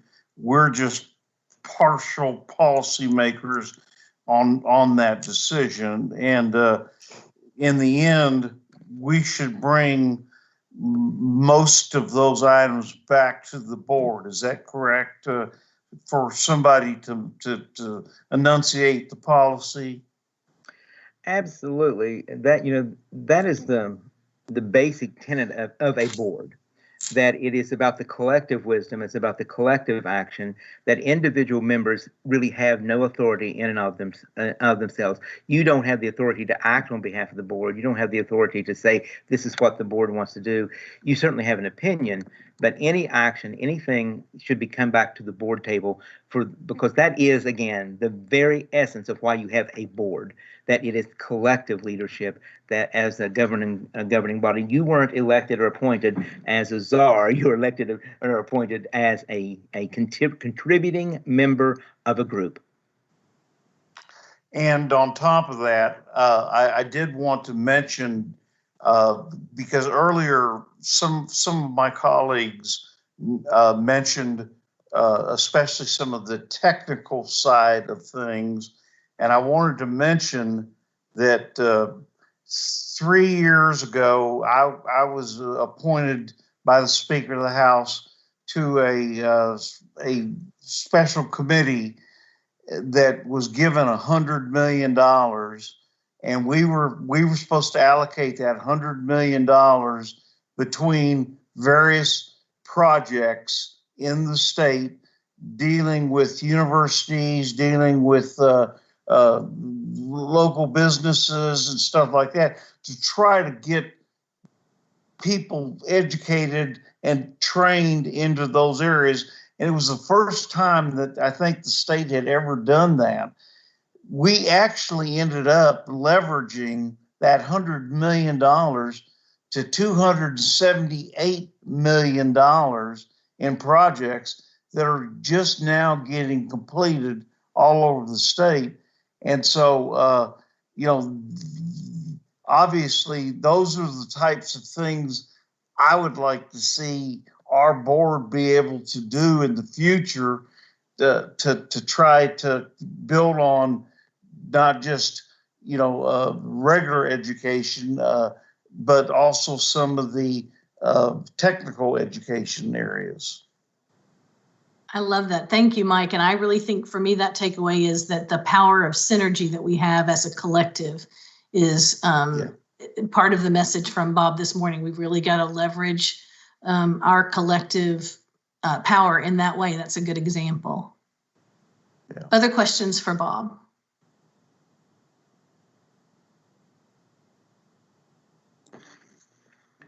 Madam Chair, I'll jump in just really quickly. Please.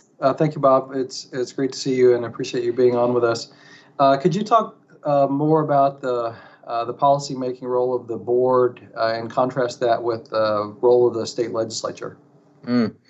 That's an important distinction, and it's distinctly different in every single state. It goes back to what is your constitutional authority? What does the Constitution say? Or if you are not constitutionally appointed, what does the statute say? In most cases, well,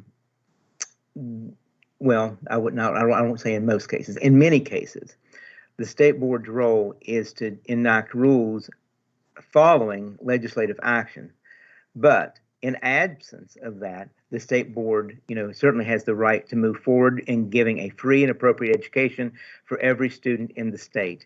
And where I see some states making an error is they wait for the legislature to lead or to say thou shalt do this or that. If in absence of something that's preventing you from doing so, I think the state board needs to take full authority of what the Constitution has given them. You see some states where many times the reason that a legislature acts is in the absence of state board leadership.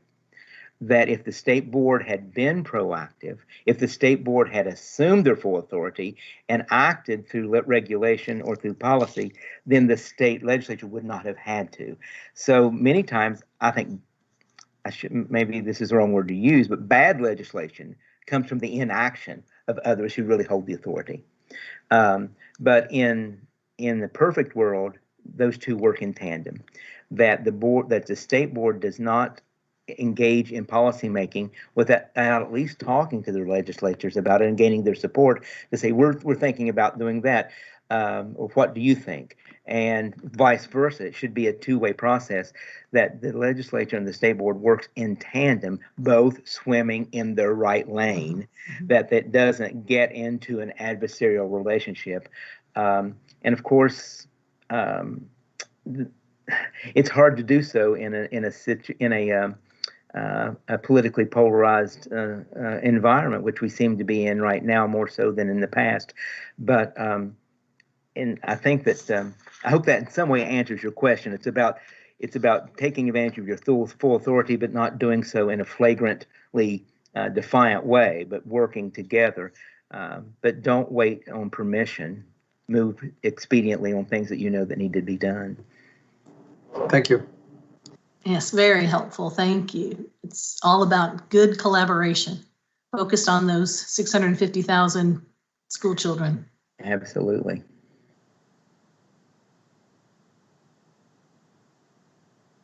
All right. Hearing no other questions, pause. Bob, thank you so much. I thought you paced that really well. I was getting texts from board members like, this is thumbs up, good, what we needed to hear. And I think it was an opportune time for us as a board to have our full membership here today, and to be able to join you this morning with our new commissioner was very timely. So we appreciate the investment that you're making in state boards of education all across our nation, and all of the work that you guys do. And I wish you a very successful October conference and all of the events that you've got coming up. Now get out there, you got something to plan, I'm sure. Okay, well, thank you so much. We really appreciate it. Don't hesitate to call if you need us. Excellent, thank you so much. There we go. And thanks to Bob, we are back on schedule. So he actually recouped us a little bit of time there. And at this point, let me just double check my notes, make sure I'm in the right spot. I think we turned it over to Todd. Yes, so at this point, we're going to look at a deep dive into our roles as State Board of Education members, our responsibilities, and our authority. And General Counsel Todd Allen is going to share that with us this morning. For those of you who were appointed with me in December, we had a taste of this when we were at Berry Hill at our board orientation. But again, we felt like this was a good time now that we've gotten into our roles, and Soliana and Randy have joined us for us to take a bit of a deeper dive into this work. So Todd, I'll turn it over to you. Thank you, Chair Young. I will go ahead and share my screen. Hopefully you can see that. Perfect. Excellent. So I have the pleasure of following Robert, who did an excellent job and I think touched on many of the areas that I will touch on in my presentation as well. Obviously, if any members have any questions throughout the presentation, feel free to stop me, and we'll stop and take questions along the way, and I will do my best to stay on track so that we don't interrupt the lunch break in any way. Okay. So the best place to start, I feel like, is from the beginning. So I've provided a brief history here of the history of the State Board of Education. The State Board was established in 1838 in the Commonwealth of Kentucky, and this was in response to $1.4 million of excess federal funding that was awarded to the Commonwealth. For several years prior to 1838, there had been discussions with the General Assembly in an attempt to begin a common school system throughout the state. Prior to that, schools were really hit or miss depending on the support that they had from a local community in establishing those schools. But in 1838, when there was this excess federal funding, the General Assembly took action to form the State Board of Education and to begin forming a common school system within the state. $1 million of that $1.4 million was devoted to the Common School Fund, and the State Board of Education was made up of 3 members: the Superintendent of Public Instruction, who was appointed by the governor for a 2-year term, the Secretary of State, and the Attorney General.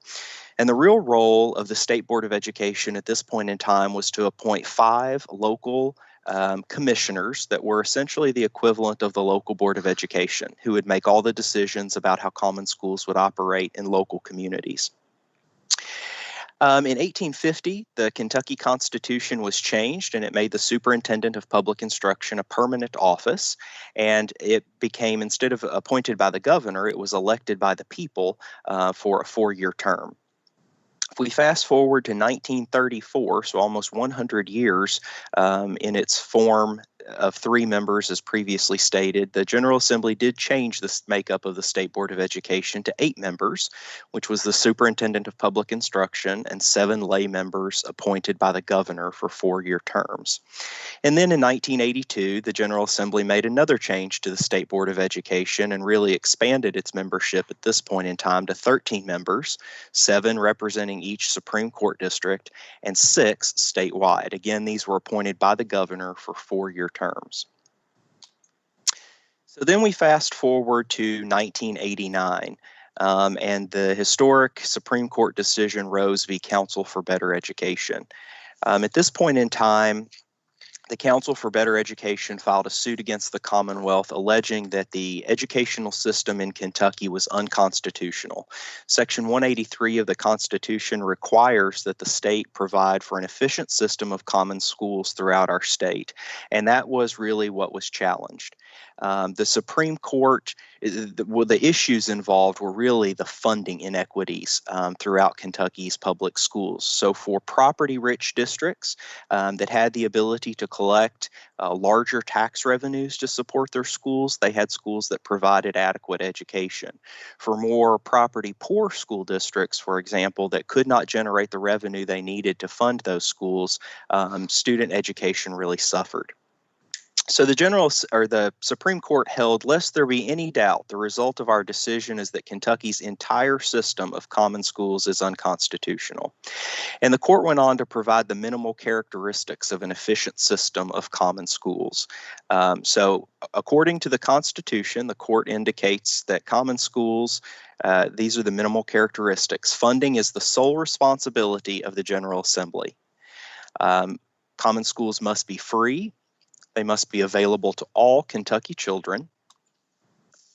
They must be substantially uniform throughout the state. They must provide equal educational opportunities to all children, regardless of their residence or economic status. They must be monitored by the General Assembly to assure that there's no waste, no duplication, no mismanagement, and no political influence in the common schools. All children have a constitutional right to an adequate education. The General Assembly shall provide funding sufficient for an adequate education. And finally, adequate education is one with the goal of development of the following capacities. And the Supreme Court listed out these 7 key capacities that adequate education should focus on. Sufficient oral and written communication skills to enable students to function in a complex and rapidly changing civilization. Sufficient knowledge of economic, social, and political systems to enable the student to make informed choices. Sufficient understanding of governmental processes to enable the student to understand the issues that affect his or her community, state, and nation. Sufficient self-knowledge of his or her mental and physical wellness. Sufficient grounding in the arts to enable each student to appreciate his or her cultural and historical heritage. Sufficient training or preparation for advanced training in either academic or vocational fields so as to enable each child to choose and pursue life work intelligently, and sufficient levels of academic or vocational skills to enable public school students to compete favorably with their counterparts in surrounding states, in academics, or in the job market.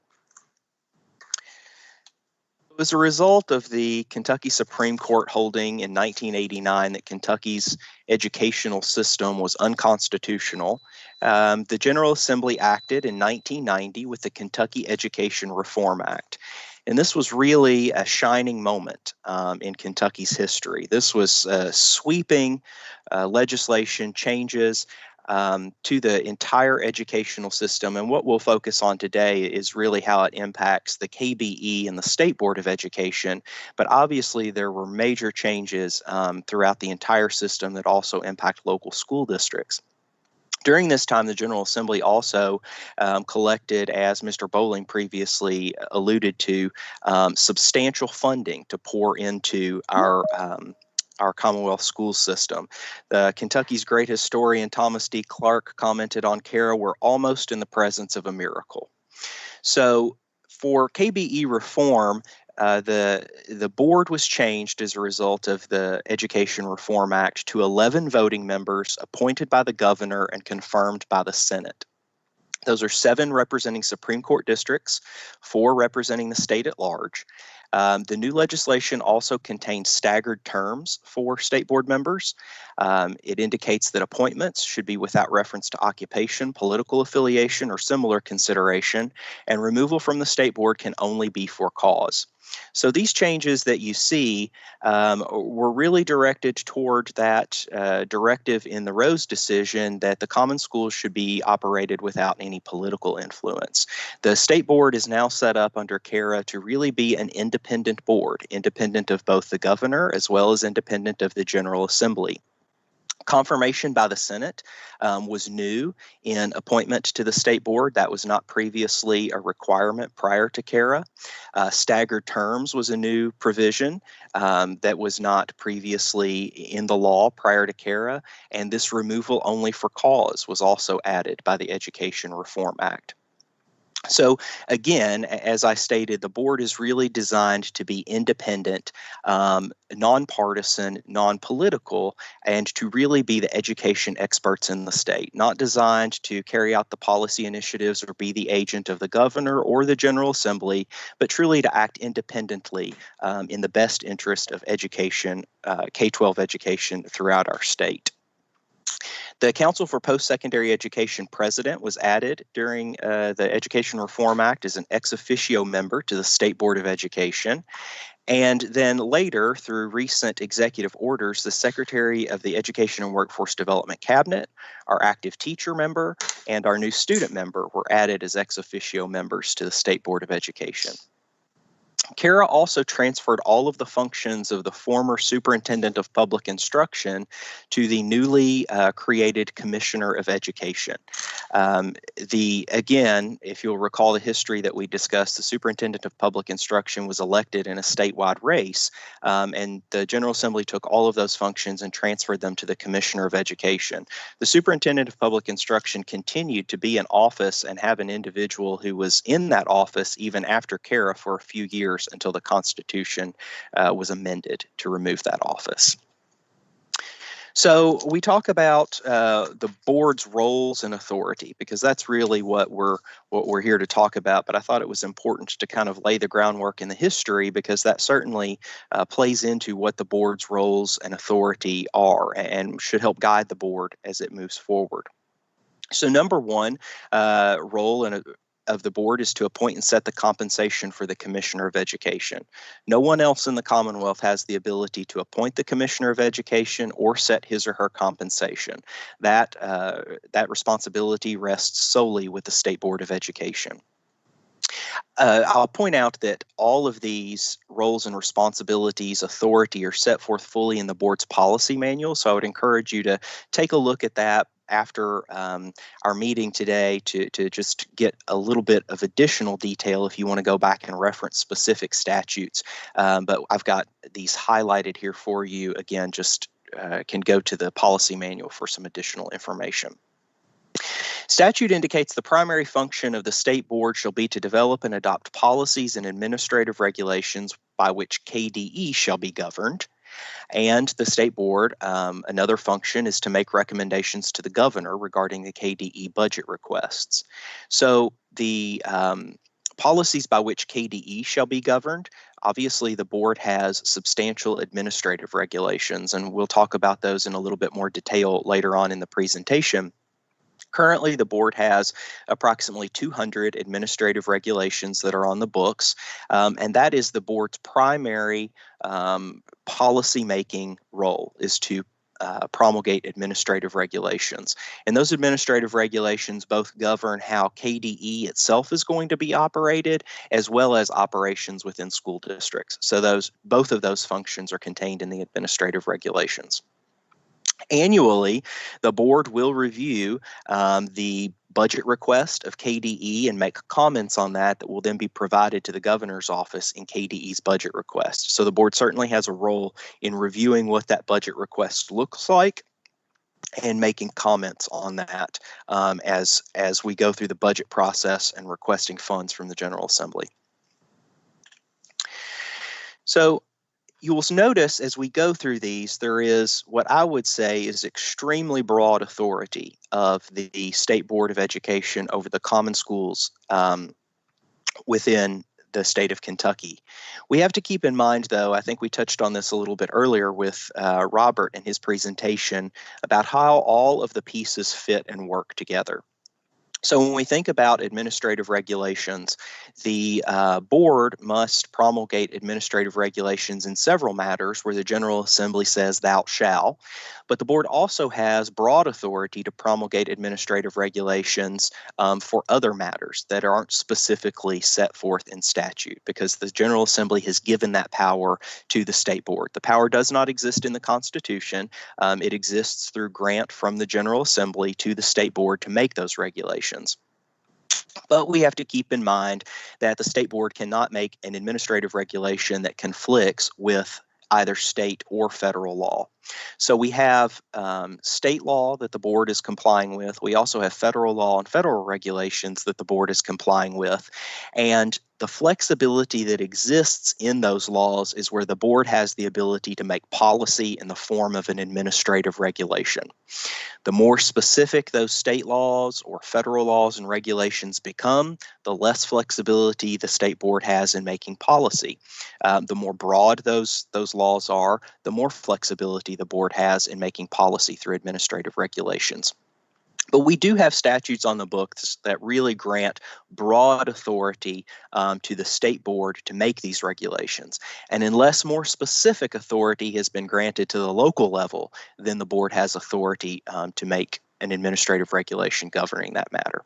So the board has the management and control of the common schools and all programs operated in these schools throughout the Commonwealth.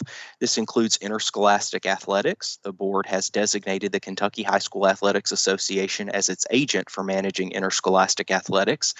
The state board also has the control and authority over the Kentucky School for the Deaf and Kentucky School for the Blind, because those schools do not have a local board like districts do, and community education programs and services. You'll see several here that talk about this broad authority to promulgate administrative regulations, those that establish standards which school districts shall meet in student, program, service, and operational performance. That's a very broad grant of authority to promulgate administrative regulations.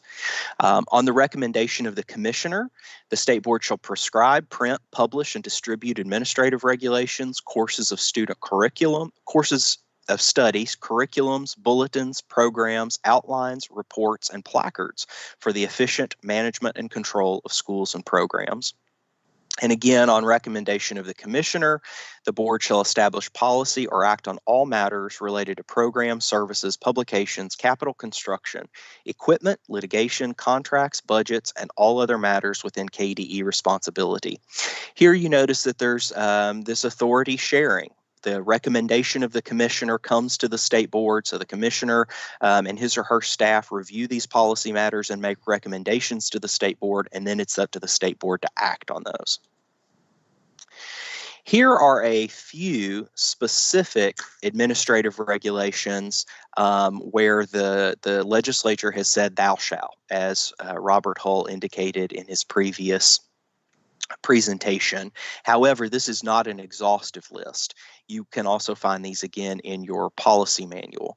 So the legislature has said that the state board shall make administrative regulations for courses of study, acquisition and use of educational equipment, minimum high school graduation requirements, alternative diploma requirements, taking and keeping of a school census, construction of school facilities, physical and health education, physical welfare and safety of students, visual and dental examinations, transportation of students, school closure for holidays, budget and salary schedules for school districts, disposal of real and personal property in school districts, procedures for homeless children, and designation of an agent for management of interscholastic athletics.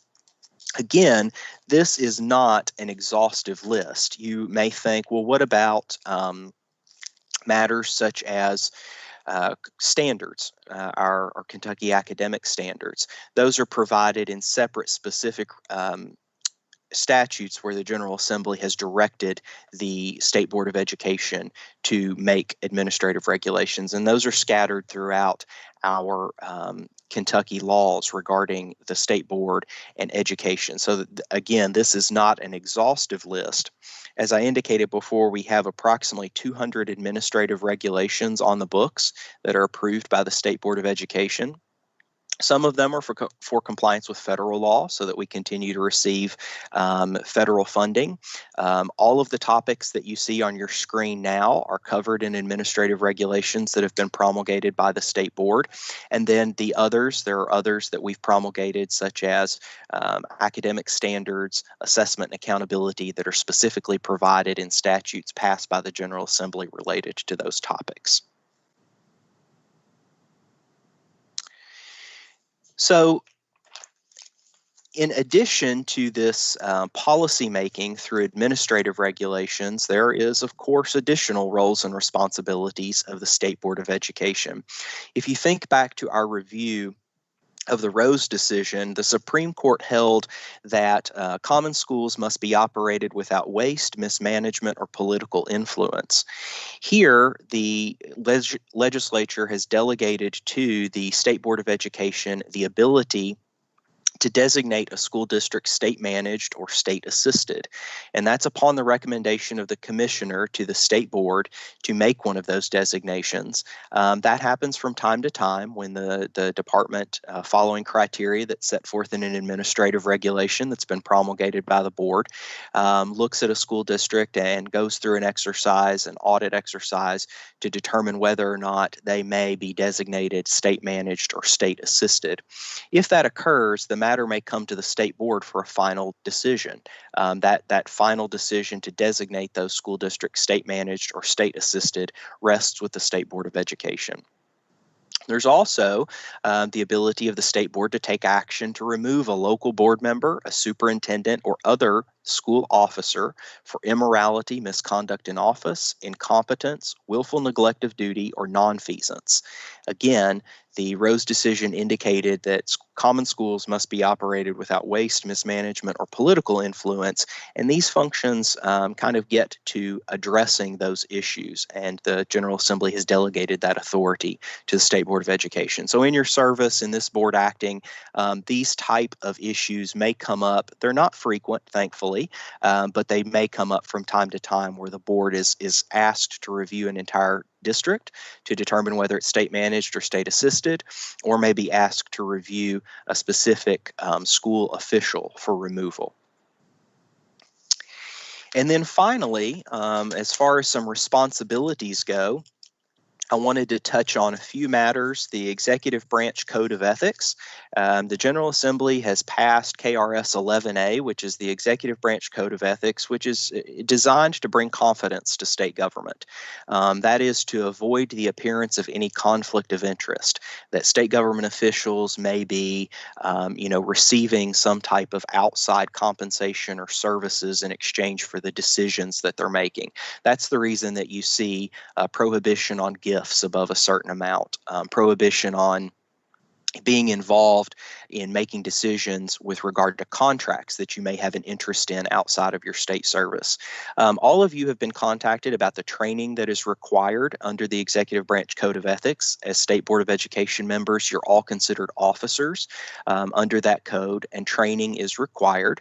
You're also required to file the Statement of Financial Disclosure so that the Ethics Commission can review your financial holdings to determine that the decisions you're making with regard to your state service are not somehow conflicted or give the appearance of a conflict based on your own financial holdings.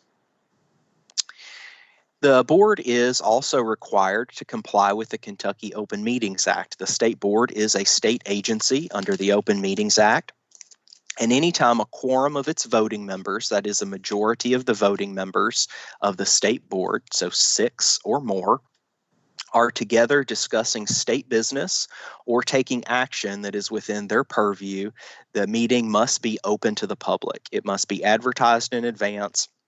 And this is an opportunity for the public to see how decisions are made. In Robert Hull's presentation that he gave to you earlier, he talked about the collective voice of the board and the ability to have open discussions and really hash out all of the policy issues that are coming before the board. And according to the Kentucky Open Meetings Act, the public has the ability to see that, so they can hear all of the collective thinking that goes on when that occurs. We obviously provide counsel and technical assistance to the board in compliance with the Open Meetings Act. Either myself or another attorney from the Office of Legal Services attends all of the board meetings to ensure that we're complying with that act, and the KDE staff are working on the front end to ensure that the meetings are advertised to the public, including the agenda of all of the items that the board will take up. Likewise, the board as a public agency is subject to the Open Records Act. So records that are maintained by the board, Joette keeps official minutes and history of all of the documents of the state board. We retain those permanently, so we can go back very long time in history and pull documents that belong to the state board that they have created. But the Kentucky Open Records Act may also cover certain email communications that you send in your service as a state board member. Of course, if you communicate with me for legal advice, that communication will be protected by the attorney-client privilege. Again, only the board acts as a whole, has the ability to waive that. So any of that communication should never be forwarded outside of board members. Likewise, the board may communicate with the commissioner or the commissioner's staff regarding certain policy matters, and those communications may be exempt from the Kentucky Open Records Act as well. That means that they would not be produced and not be subject to disclosure under the Act. However, most records are subject to public inspection under the Kentucky Open Records Act. Again, myself and other attorneys in the Office of Legal Services, when we receive one of these requests, we work with board members and board staff to comply with the request and to claim any exemptions that may be applicable in that situation. But I just bring that to your attention to ensure that board members are properly capturing and keeping email communication that may be in your possession, actual mail communication, written physical paper documents will be captured and kept by the board staff. Jennifer and Joette will take care of keeping those, and then we will respond to any of those requests on your behalf. Finally, we have the general comments regarding communication, speaking in the board's personal capacity versus official capacity. I think this touches very much on Robert's comments about, the board acting as a collective group. The time to speak your personal feelings on a matter is at the board table when a matter is being fully considered by the board. But then once the board makes a decision, that is the decision of the board, and the policies that the board has in place indicates that the chair speaks on behalf of the board. Any media inquiries should be referred to the chair. So if individual board members are contacted by media, members of the General Assembly, anyone for that matter, asking for the board's official position, those inquiries should really be forwarded to the board chair for official comment and official speaking on behalf of the board. I will pause there and see if we have any questions. Checking to see how I did on time. I think we still have a few minutes. You're doing great on time, Todd. Great. So I'll pause and see if there are any specific questions on things that we've covered. I know I covered all of that very quickly and it was high level, but we've got some time to dig into specific questions. And I see Sharon. Great.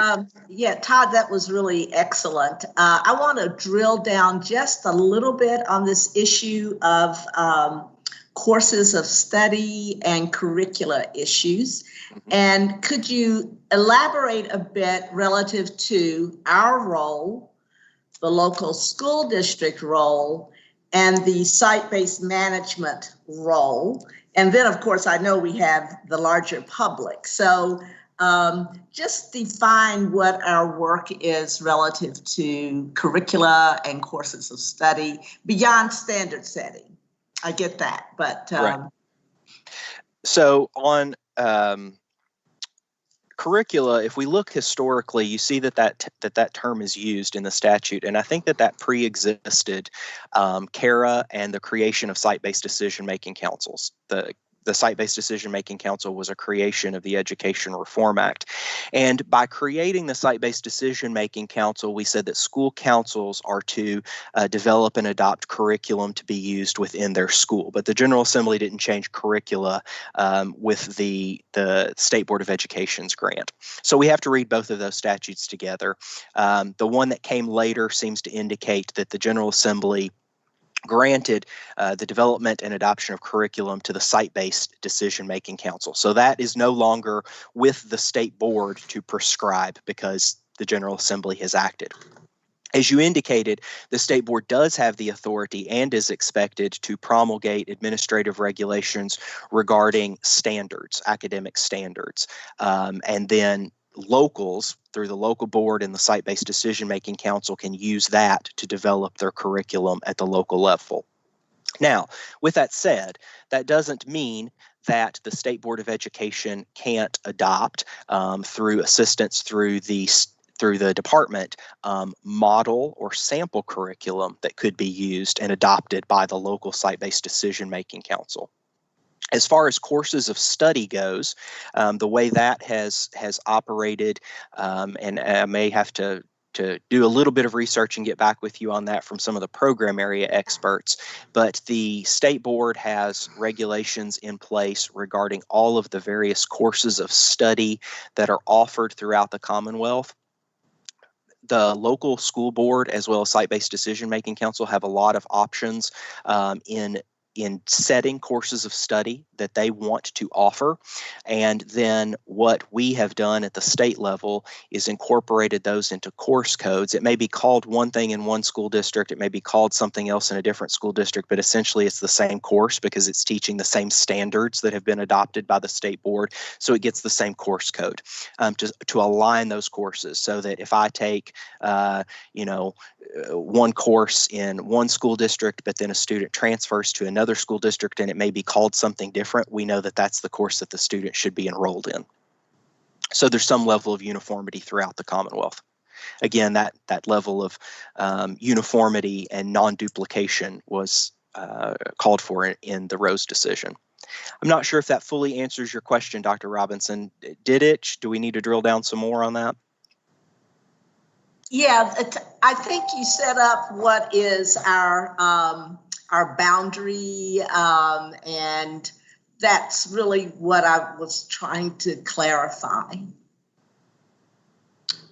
Yeah, really great question. In a school-based governance state, Sharon, I think that's really important because there are different lines of authority when it comes to what we would refer to as curricula. So I think that's really helpful conversation too. Yes, Mike. Lou? Yes, sir. I wanted to point something out to my colleagues, and I don't know how many of my colleagues actually have got law degrees and, are in that, but I recently was appointed to the Supreme Court to hear some cases by the governor, okay, which happens pretty usually because you have members of the Supreme Court that are in conflict situations and things like that.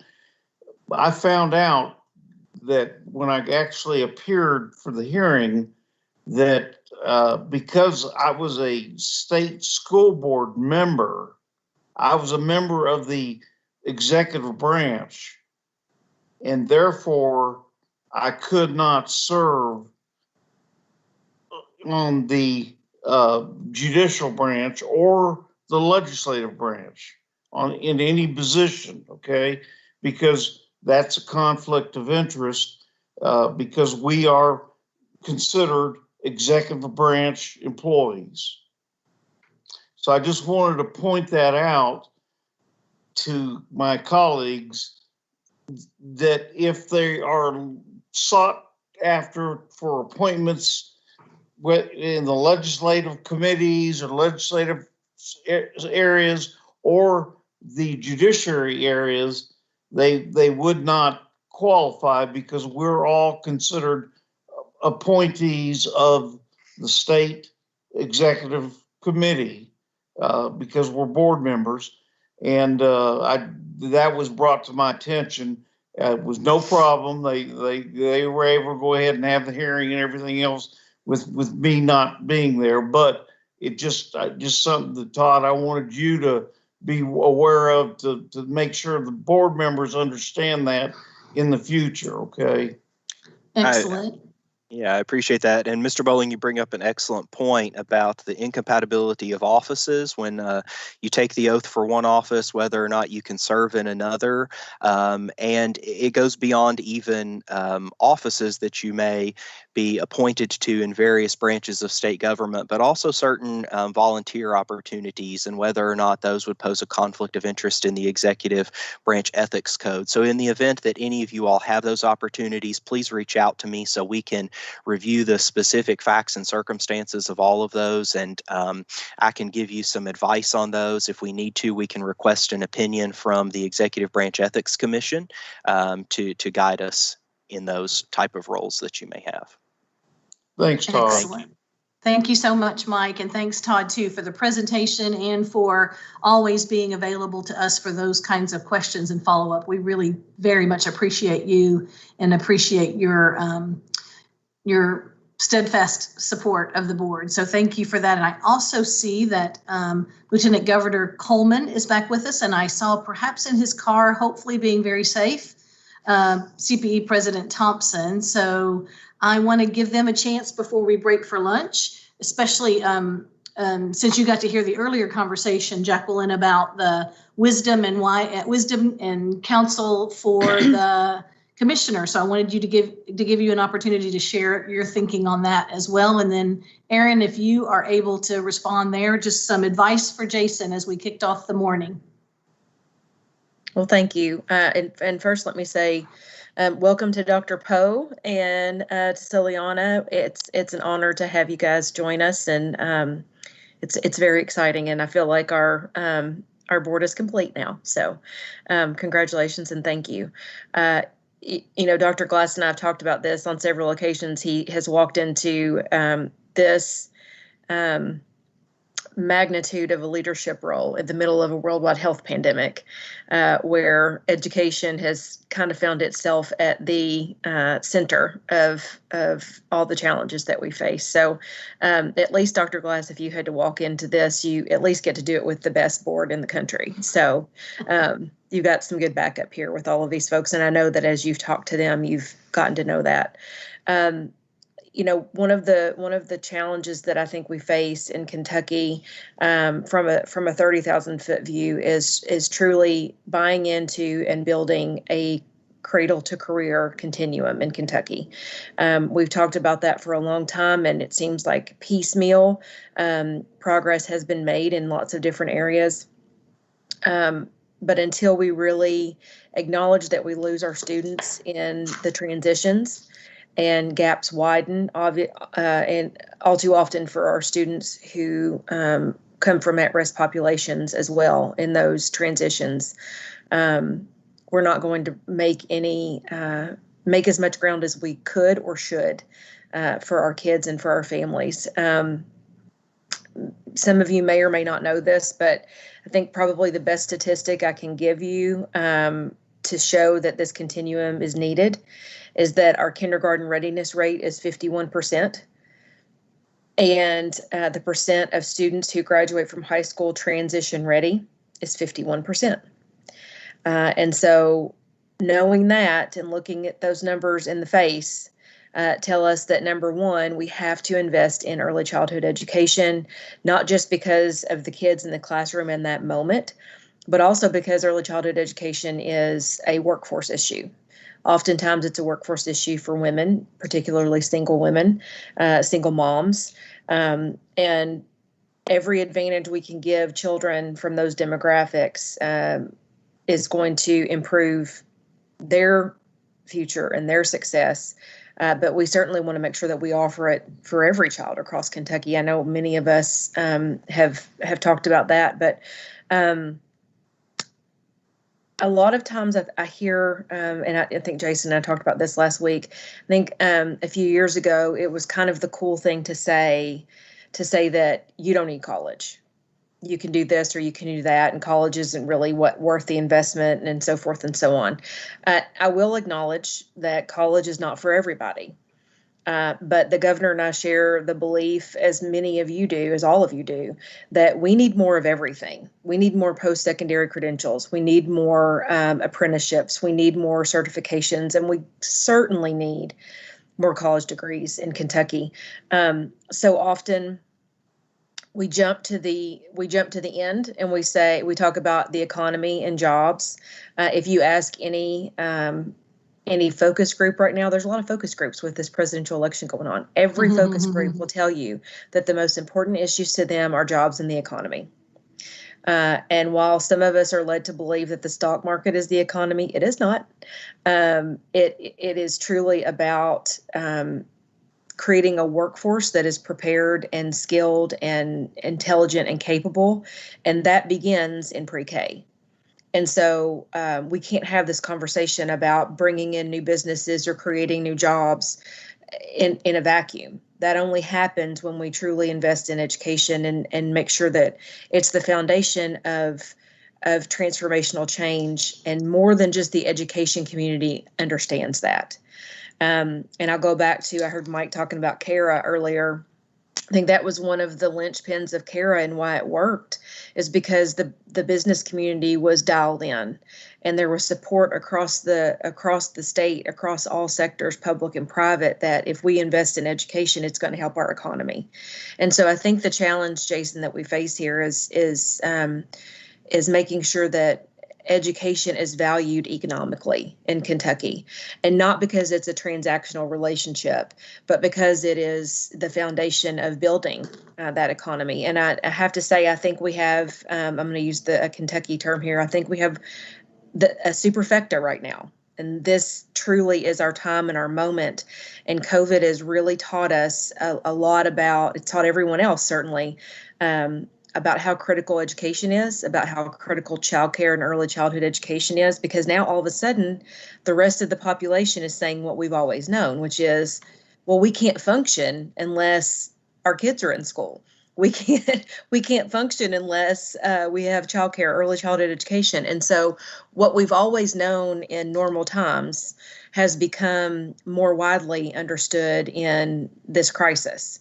And so we have, our Council on Post-Secondary Education, and all of you have gotten to know Aaron and what a phenomenal human being he is. We were able to elect a public education friendly governor in November, and the first action we took was to put this board in place and to make sure that we had a board that was representative of our education community, that was going to give voice to students, to teachers, to administrators across the board. And now we have a commissioner who this board has elected to do the same thing. And so when I say we have the superfecta of education and our time is now, we need to think really big, and we need to swing for the fence, and we need to make these big, important things that you all believe in happen, because you're carrying the voices of educators with you. I know that so many of you have an open ear. And Jason, as you travel around the state and you get to know, I know we met with the county judge executives last week, as you speak to more education community members. If we ever get to get out and do that again in person, you'll hear the same thing. But I feel very, very, I feel like, just 3 or 4 years ago, I just didn't know where Kentucky was headed. I was worried about public education and our future. And I honestly can tell you that I've never felt more hopeful as I do right now. And so while we still have so many barriers and we have so far to go, it's a daunting task to think about the progress that has to be made. But man, we've got the people in the right places to make it. And so, Jason, lean on this board, lean on Aaron, lean on me, lean on the governor. We're all here to accomplish the same things. And I really think this is our chance to create that continuum that can create a very strong economy for generations to come in Kentucky. Awesome. Amazing. Thank you so much for that. I wish we had such a thing as an oral word cloud, because as I heard you bring all of that together, Lieutenant Governor, I heard big words coming out of what everybody has said today around coherence and urgency, and I'm going to add superfecta to my analogy list, this ability to see and leverage a confluence of so many important things around public education that are aligning at this point in history. I think it just reminds me one more time how fortunate we are to be at this place at this time. So I appreciate that so much. And Aaron, if you're still listening and are able to jump in. Any words of wisdom for our morning for Dr. Glass? Well, I'm sure you've got enough wisdom been given already, but I do want to add a couple of things, and hopefully you can continue to hear me. I'm driving towards southern Kentucky, so we'll see how it works. Sounds great, but be careful.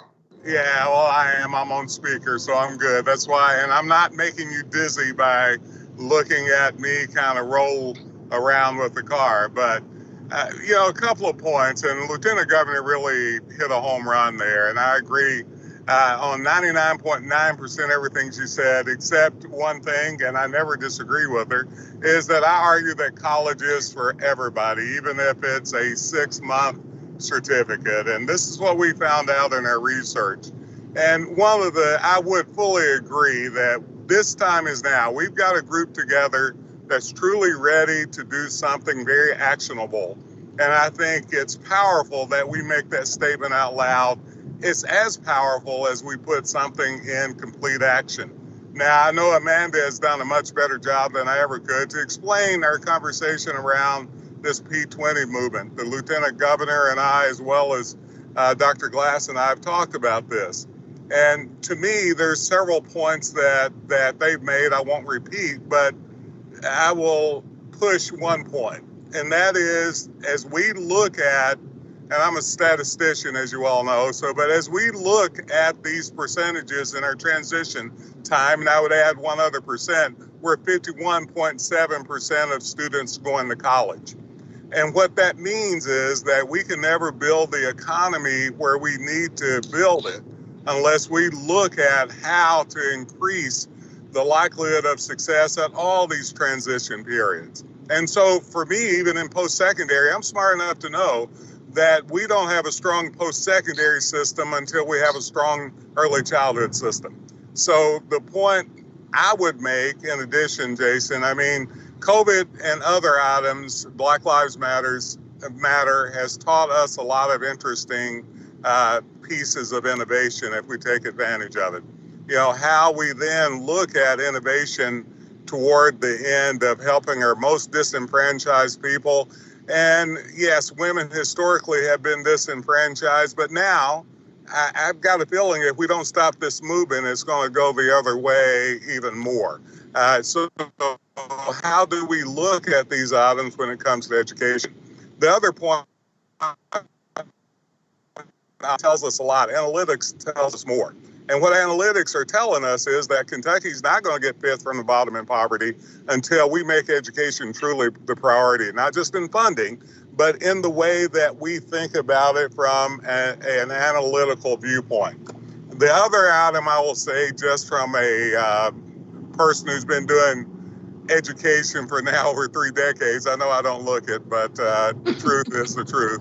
And I was there when I was very much engaged in that process, as well as the Post-Secondary Act of 1997. What I do know is that we've made a lot of promises, but because of so much policy churn and so many people that believe they know education better than everybody else doing education, I think it's up to us now, those who are in the position of understanding Kentucky and understanding education, that we have to figure out how not to get off that page. And that's hard. In this environment, that's hard. And I would argue that we need to find out a way, whether it's formal or informal, how to stay on the same page. That doesn't mean we agree on everything, but how do we stay on the same page? The other point I'll make is that there are real reasons why we need to bring a lot more people into this conversation. Families, communities, and a variety of other folk to help us to have this conversation and to help us to think about what it means to look at the future, because I don't believe we'll ever be back to where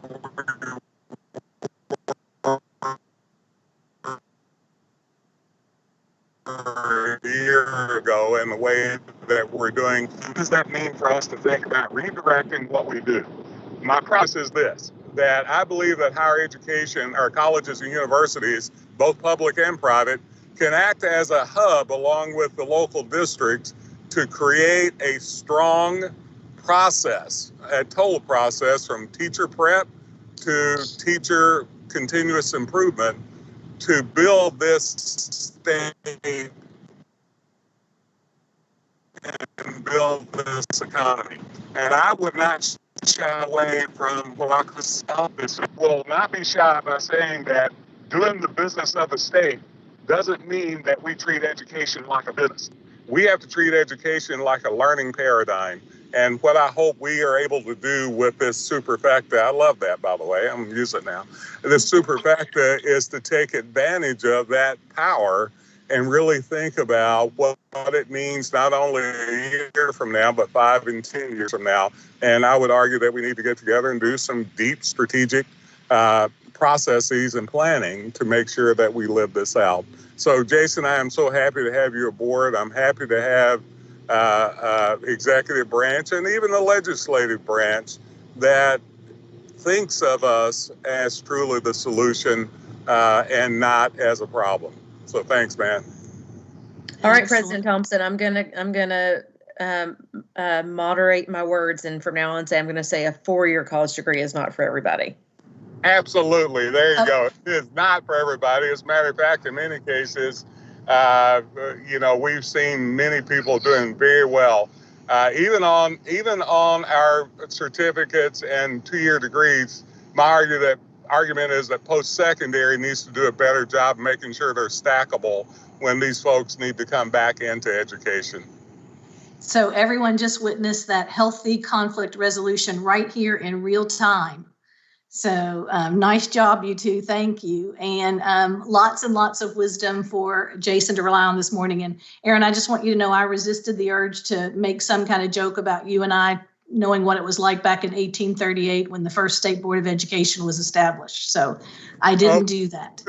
Lou, they would believe that about me, but not about you.